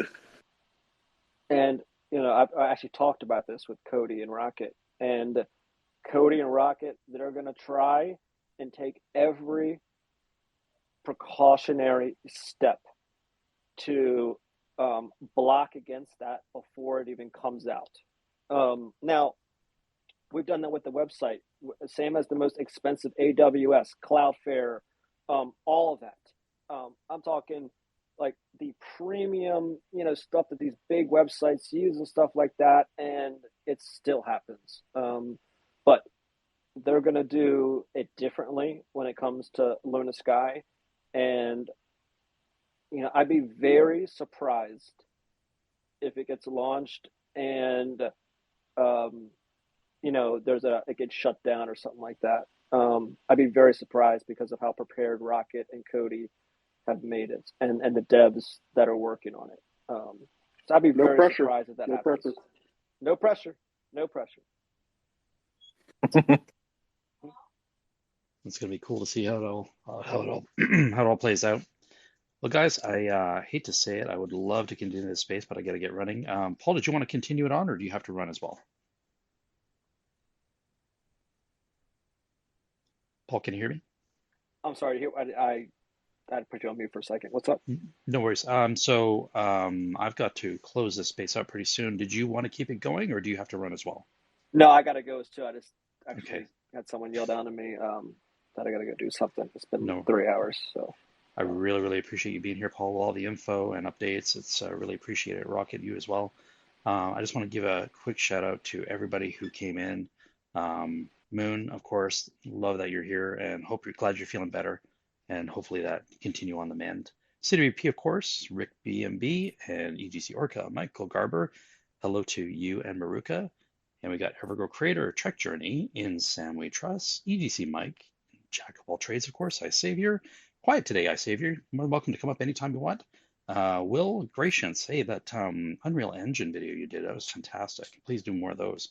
Alaska Moose Dog, Exponential EverGrow, EGC Rubicon, of course, and Drakefist, good to see you. Left Defense, The Shy, William Drake, and Jorvik, Wilco House, of course. Thanks for being here today. Dan, who else we got? We got Mike Sabini and Insignificant Cog, and Never Insignificant in our house. GB, Deji, Liam, Abk, and the last two, Adam Adler and Miko. Thanks for dropping in today, sharing your Saturday with us. Hope you have a fantastic rest of your weekend. Let's do this again next Saturday, same time, same place. Have a great day, guys. Take care. A great weekend, guys.